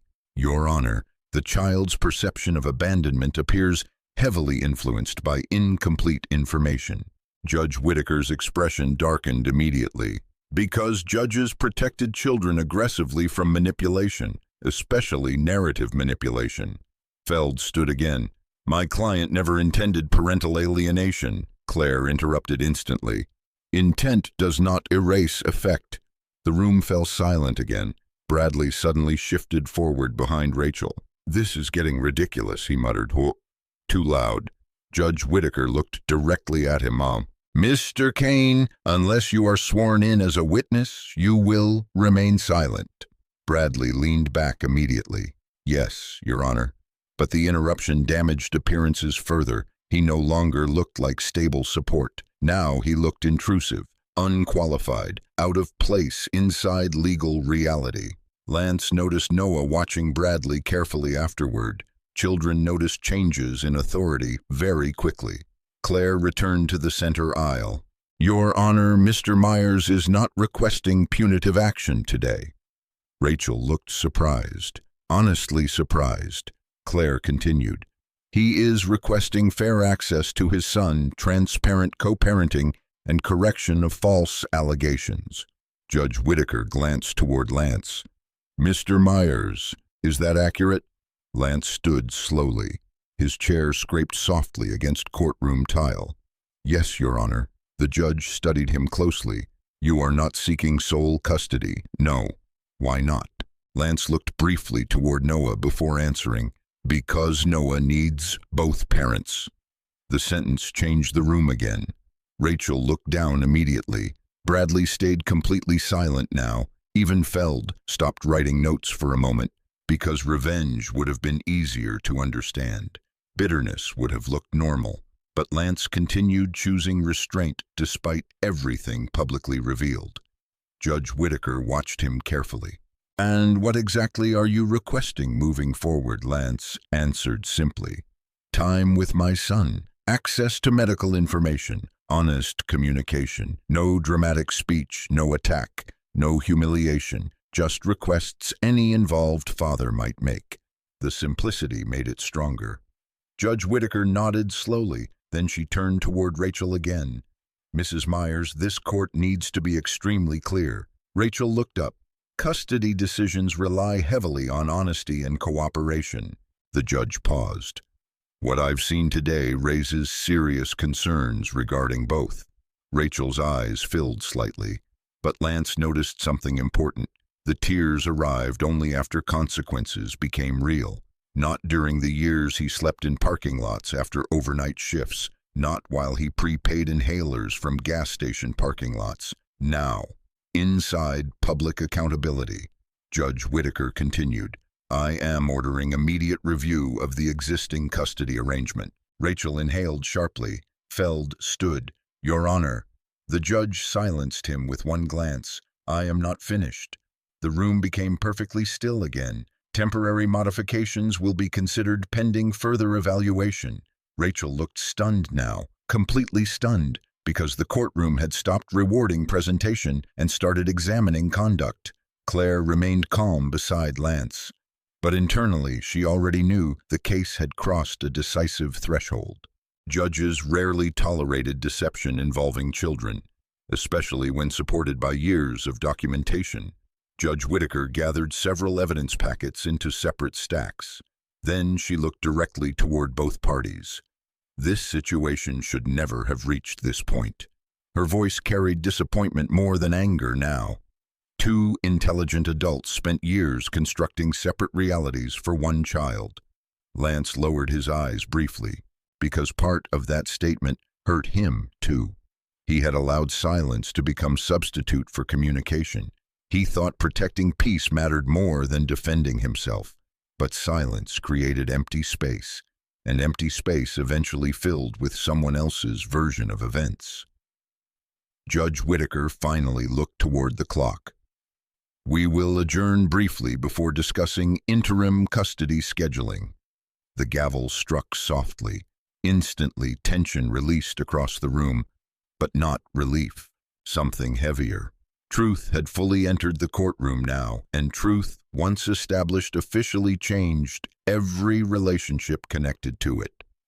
As attorneys gathered paperwork and people slowly stood, Noah remained seated quietly in the back row, staring at his father, not with anger anymore, not even confusion, recognition. And Lance realized that might matter more than anything else happening in court today.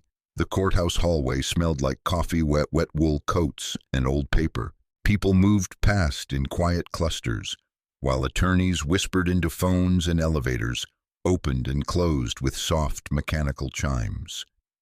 Lance Myers stood near a vending machine outside courtroom C, holding a styrofoam cup of black coffee he hadn't touched. Snow drifted lightly outside the tall courthouse windows overlooking downtown Columbus. Behind him, Claire Whitmore organized documents inside two evidence boxes with calm efficiency. You understand what happened in there, right? She asked quietly. Lance looked toward the window. Part of it. Claire closed a folder. No, all of it. He finally looked at her. Judge Whitaker expected a deadbeat father today. She found a documented provider instead. Lance said nothing. Claire studied him carefully. Most people would be furious right now. I'm tired, he answered honestly. That response seemed to affect her more than anger would have, because exhaustion felt real, not strategic. Claire leaned against the hallway wall. The judge is likely moving toward shared custody adjustments. Lance nodded once. That's all I wanted. Claire almost smiled. You know how rare that sentence is in family court. Before Lance could answer, Rachel emerged from the courtroom with Martin Feld beside her. Her face looked pale now beneath carefully applied makeup. Bradley Kane followed several steps behind, carrying her purse awkwardly, like someone suddenly unsure where he belonged. Rachel spotted Lance immediately, then stopped walking. For a second, none of them spoke. The hallway noise seemed distant somehow. Finally, Rachel looked toward Claire. You made your point. Claire's expression remained neutral. The records made the point. Rachel crossed her arms tightly. You embarrassed me in there. Lance looked at her carefully. Years ago, he would have apologized automatically, smoothed tension over, taken blame just to stop conflict. Not anymore. Claire answered first. No, Mrs. Myers. Your testimony embarrassed you. Rachel flinched slightly. Bradley stepped forward immediately. Look, this whole thing got out of hand. Claire cut him off calmly. You should stop speaking on legal matters you're not involved in. Bradley's jaw tightened. Lance noticed something almost surreal then. The man Rachel once seemed dazzled by now looked small, standing under courthouse fluorescent lights. Not because Bradley changed, because evidence had stripped away image. Rachel looked toward Lance directly for the first time since recess. You could have talked to me before all this. Lance stared at her quietly, then finally answered. I tried. The sentence landed harder than yelling would have. Rachel looked away first, because both of them knew it was true. The canceled visits, the ignored calls, the years of silence. None of this started inside the courtroom. It started long before lawyers entered the picture. Noah stepped into the hallway next. The boy looked uncertain immediately, seeing everyone together. 11 years old, too young to understand legal strategy, old enough to recognize broken trust. Rachel moved toward him first. We're leaving soon. Okay? Noah nodded faintly, but his eyes stayed on Lance. That mattered. Lance felt it immediately. Something fragile had shifted between them, not repaired, but opened. Claire quietly gathered the last evidence binder. I'll give you both a few minutes, she said softly to Lance. Then she walked toward the elevators. Martin Feld also guided Rachel and Bradley farther down the hallway for private discussion. Suddenly, Lance and Noah stood mostly alone near the courthouse windows. The silence felt awkward at first. Noah shoved his hands into his hoodie pockets. You really paid all that stuff, straight to it. Children often preferred direct truth once confusion broke open. Lance nodded once. Yeah, Mom said you stopped caring. The sentence hurt, not because Noah said it cruelly, because he said it honestly. Lance looked out the courthouse window briefly before answering. I never stopped caring. Noah stared down at the floor tiles. Then why didn't you tell me? That question hit harder than any accusation Rachel made in court.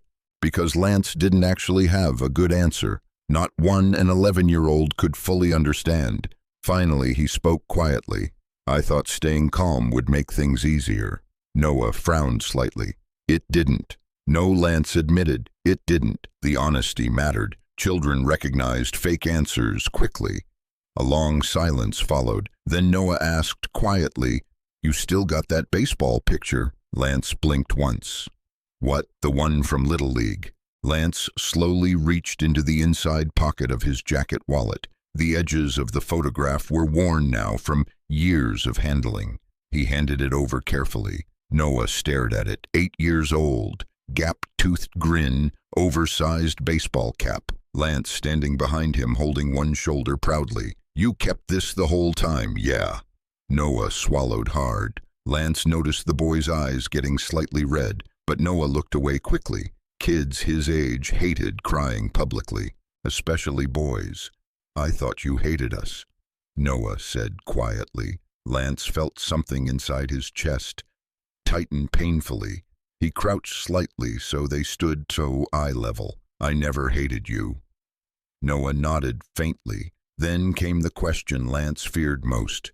Did Mom lie? Lance took a slow breath before answering. This moment mattered.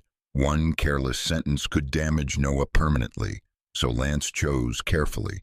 Your mom was angry, he said quietly, and sometimes angry people tell stories differently. Noah thought about that. You mad at her? Lance looked toward the far end of the hallway where Rachel stood, speaking with Feld. For a second he remembered everything at once. The apartment above the laundromat, the salon opening, the overnight shifts, the rainstorm the night he left, the parking lot sleep, the years of transfers, the courtroom. Then he looked back at Noah. I'm disappointed, he answered honestly. Noah nodded slowly. That answer seemed to calm him somehow, because children became frightened when divorced parents forced them to choose sides emotionally. Lance refused to do that, even now, especially now. After another long silence, Noah spoke again. Brad's not my dad. Lance looked at him carefully. I know, he's okay sometimes though. I know that too. Noah studied him strangely after that, like he expected bitterness and didn't understand its absence. Then quietly, I missed you. Lance felt his throat tighten immediately, but he kept his face steady. I missed you too, buddy. Noah wiped his nose quickly with his sleeve and looked embarrassed afterward. Lance almost smiled. Same habit since childhood. Then Noah glanced toward the courtroom doors. Can I come stay with you sometime? The question arrived softly, carefully, like Noah feared the answer. Lance nodded immediately. Any time, even your apartment. Lance laughed quietly for the first time in days. It's not much. I don't care. The sentence settled deeply inside him, because children valued presence differently than adults. Noah never cared about luxury restaurants or Porsche cars. He cared who showed up consistently, and despite everything Lance had. Rachel slowly approached from farther down the hallway. She looked emotionally drained now, not polished anymore. Just exhausted.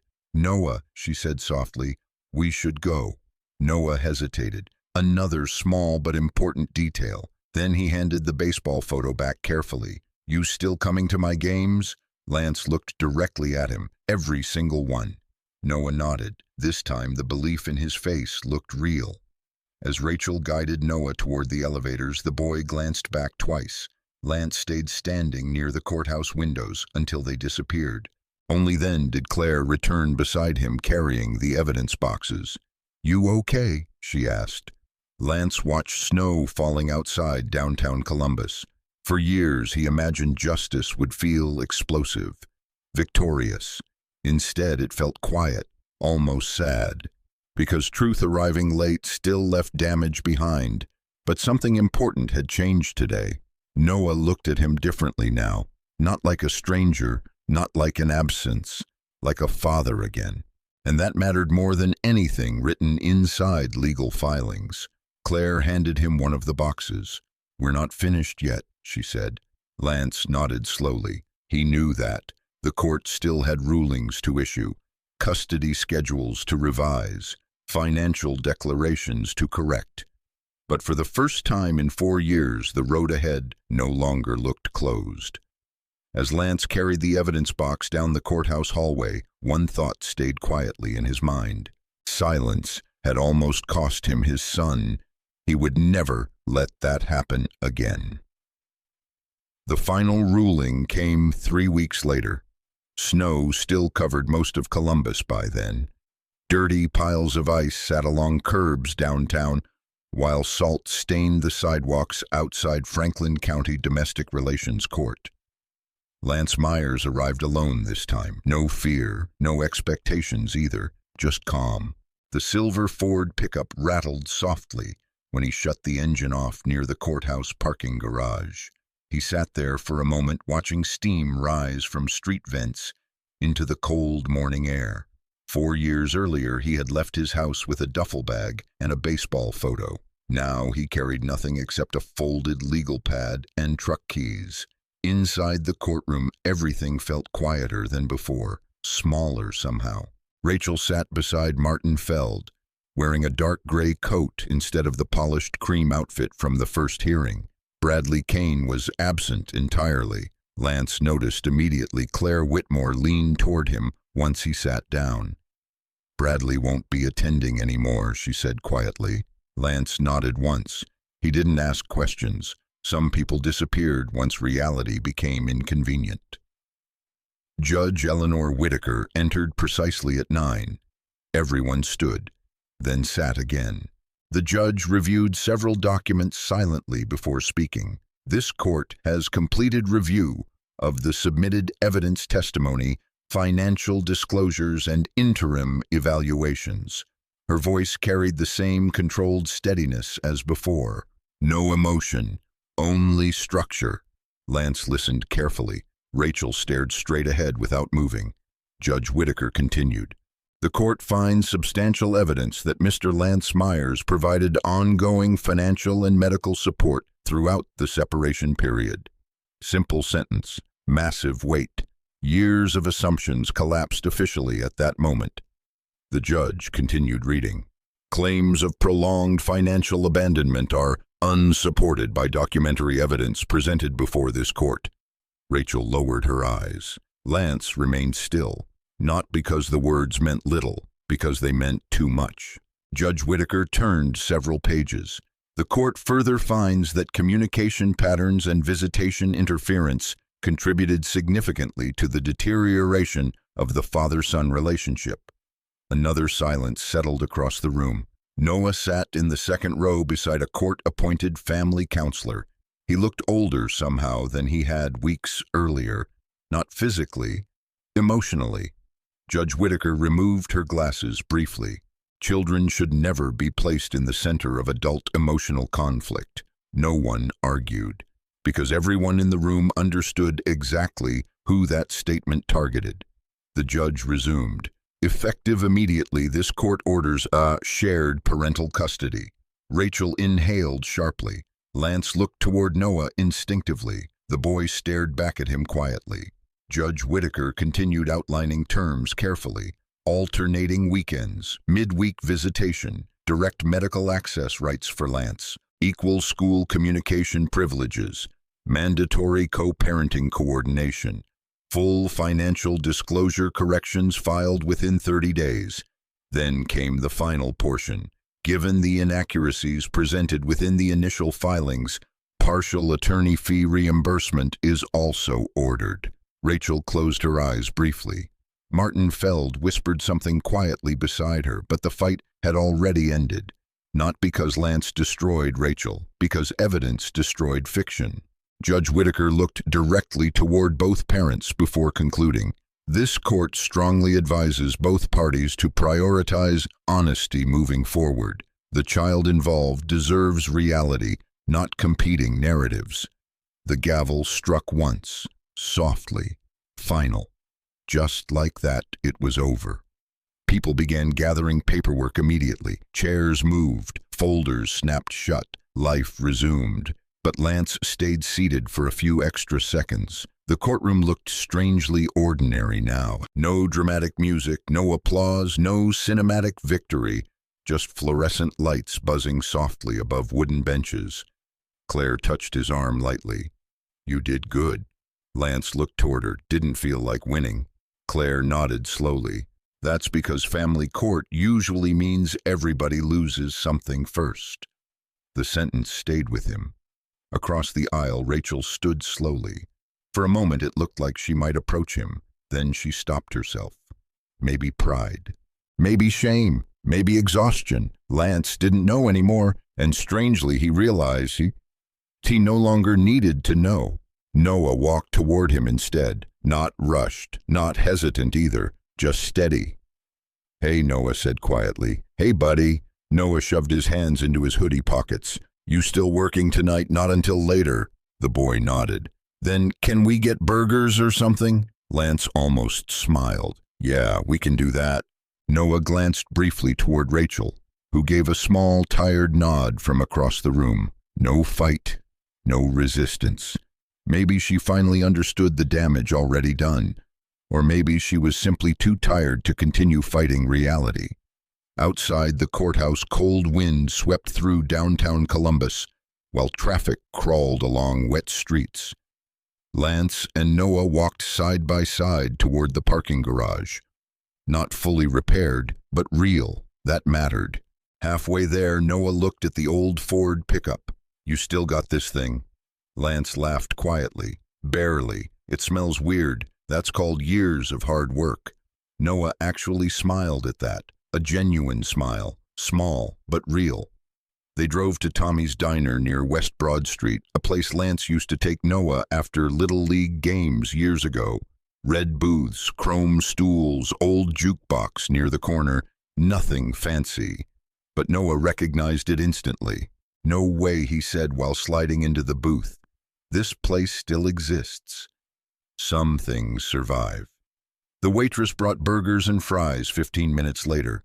For a while, they mostly talked about ordinary things. Basketball, school, a teacher Noah disliked, the Reds' off-season. Simple conversation. Lance realized how badly he missed simple conversation. At one point, Noah grew quiet again while staring at his soda cup. Then softly, "Why didn't you ever tell me all that stuff?" Lance knew exactly what he meant. The money, the hospital bills, the years of support. He looked out the diner window briefly before answering. "I thought if I stayed patient, eventually, people would see the truth on their own." Noah frowned slightly. "That's dumb." Lance laughed unexpectedly. A real laugh this time. "Yeah," he admitted, "maybe it was." Noah smiled faintly too. Then he asked, "You mad at Mom?" Lance looked down at the table for several seconds. The honest answer felt complicated. He thought about the apartment above the laundromat, the salon launch, the rainstorm the night he left, the parking lot sleep, the court filings. Then he looked back at his son. "I think your mom made mistakes," he said carefully. "But people do that when they're hurt." Noah nodded slowly. Children understood emotional truth better than adults often expected. After dinner, they stepped back outside into freezing Ohio air. Snowflakes drifted lightly beneath the parking lot lights. Noah climbed into the passenger seat of the old truck and leaned back comfortably. 5 minutes into the drive, he fell asleep, just like he used to after baseball games. Head against the window, soft breathing. Lance drove quietly through Columbus streets glowing gold beneath winter traffic lights. For the first time in years, the silence inside the truck no longer felt empty. At a red light near Dublin, Lance glanced toward Noah, sleeping beside him, then toward the road ahead. He understood something clearly now. Truth did not always arrive quickly. Sometimes it took years. Sometimes it arrived carrying boxes of receipts into courtrooms full of strangers. But eventually facts spoke louder than appearances. And quiet men should never be mistaken for weak ones, simply because they choose patience before noise. Lance drove on through the falling snow while his son slept safely beside him. This time he wasn't driving alone anymore. Some of the strongest people in life are not loud. They do not argue the most. They do not post their pain online or demand sympathy from strangers. Sometimes they are the quiet ones working night shifts, driving old trucks, eating alone in parking lots, and carrying responsibilities nobody sees. Lance Myers learned the hard way that silence can protect peace for a while, but if you stay silent too long, other people may start writing your story for you. And once a lie gets repeated enough, even the people you love can begin to believe it. But this story is also a reminder that truth has weight. Real truth leaves records. It leaves sacrifices. It leaves evidence behind in late-night payments, hospital calls, and promises kept when nobody is watching. In the end, Lance did not win because he screamed louder. He won because he stayed steady long enough to let the facts speak for him. If this story meant something to you, take a moment and share your thoughts below. Have you ever been misunderstood by people you loved? Have you ever stayed silent too long while others controlled the narrative about your life? I read every comment, and stories like yours matter here. And if you enjoy emotional courtroom dramas and real-life storytelling like this, subscribe to the channel. Tomorrow's story may hit even closer to home.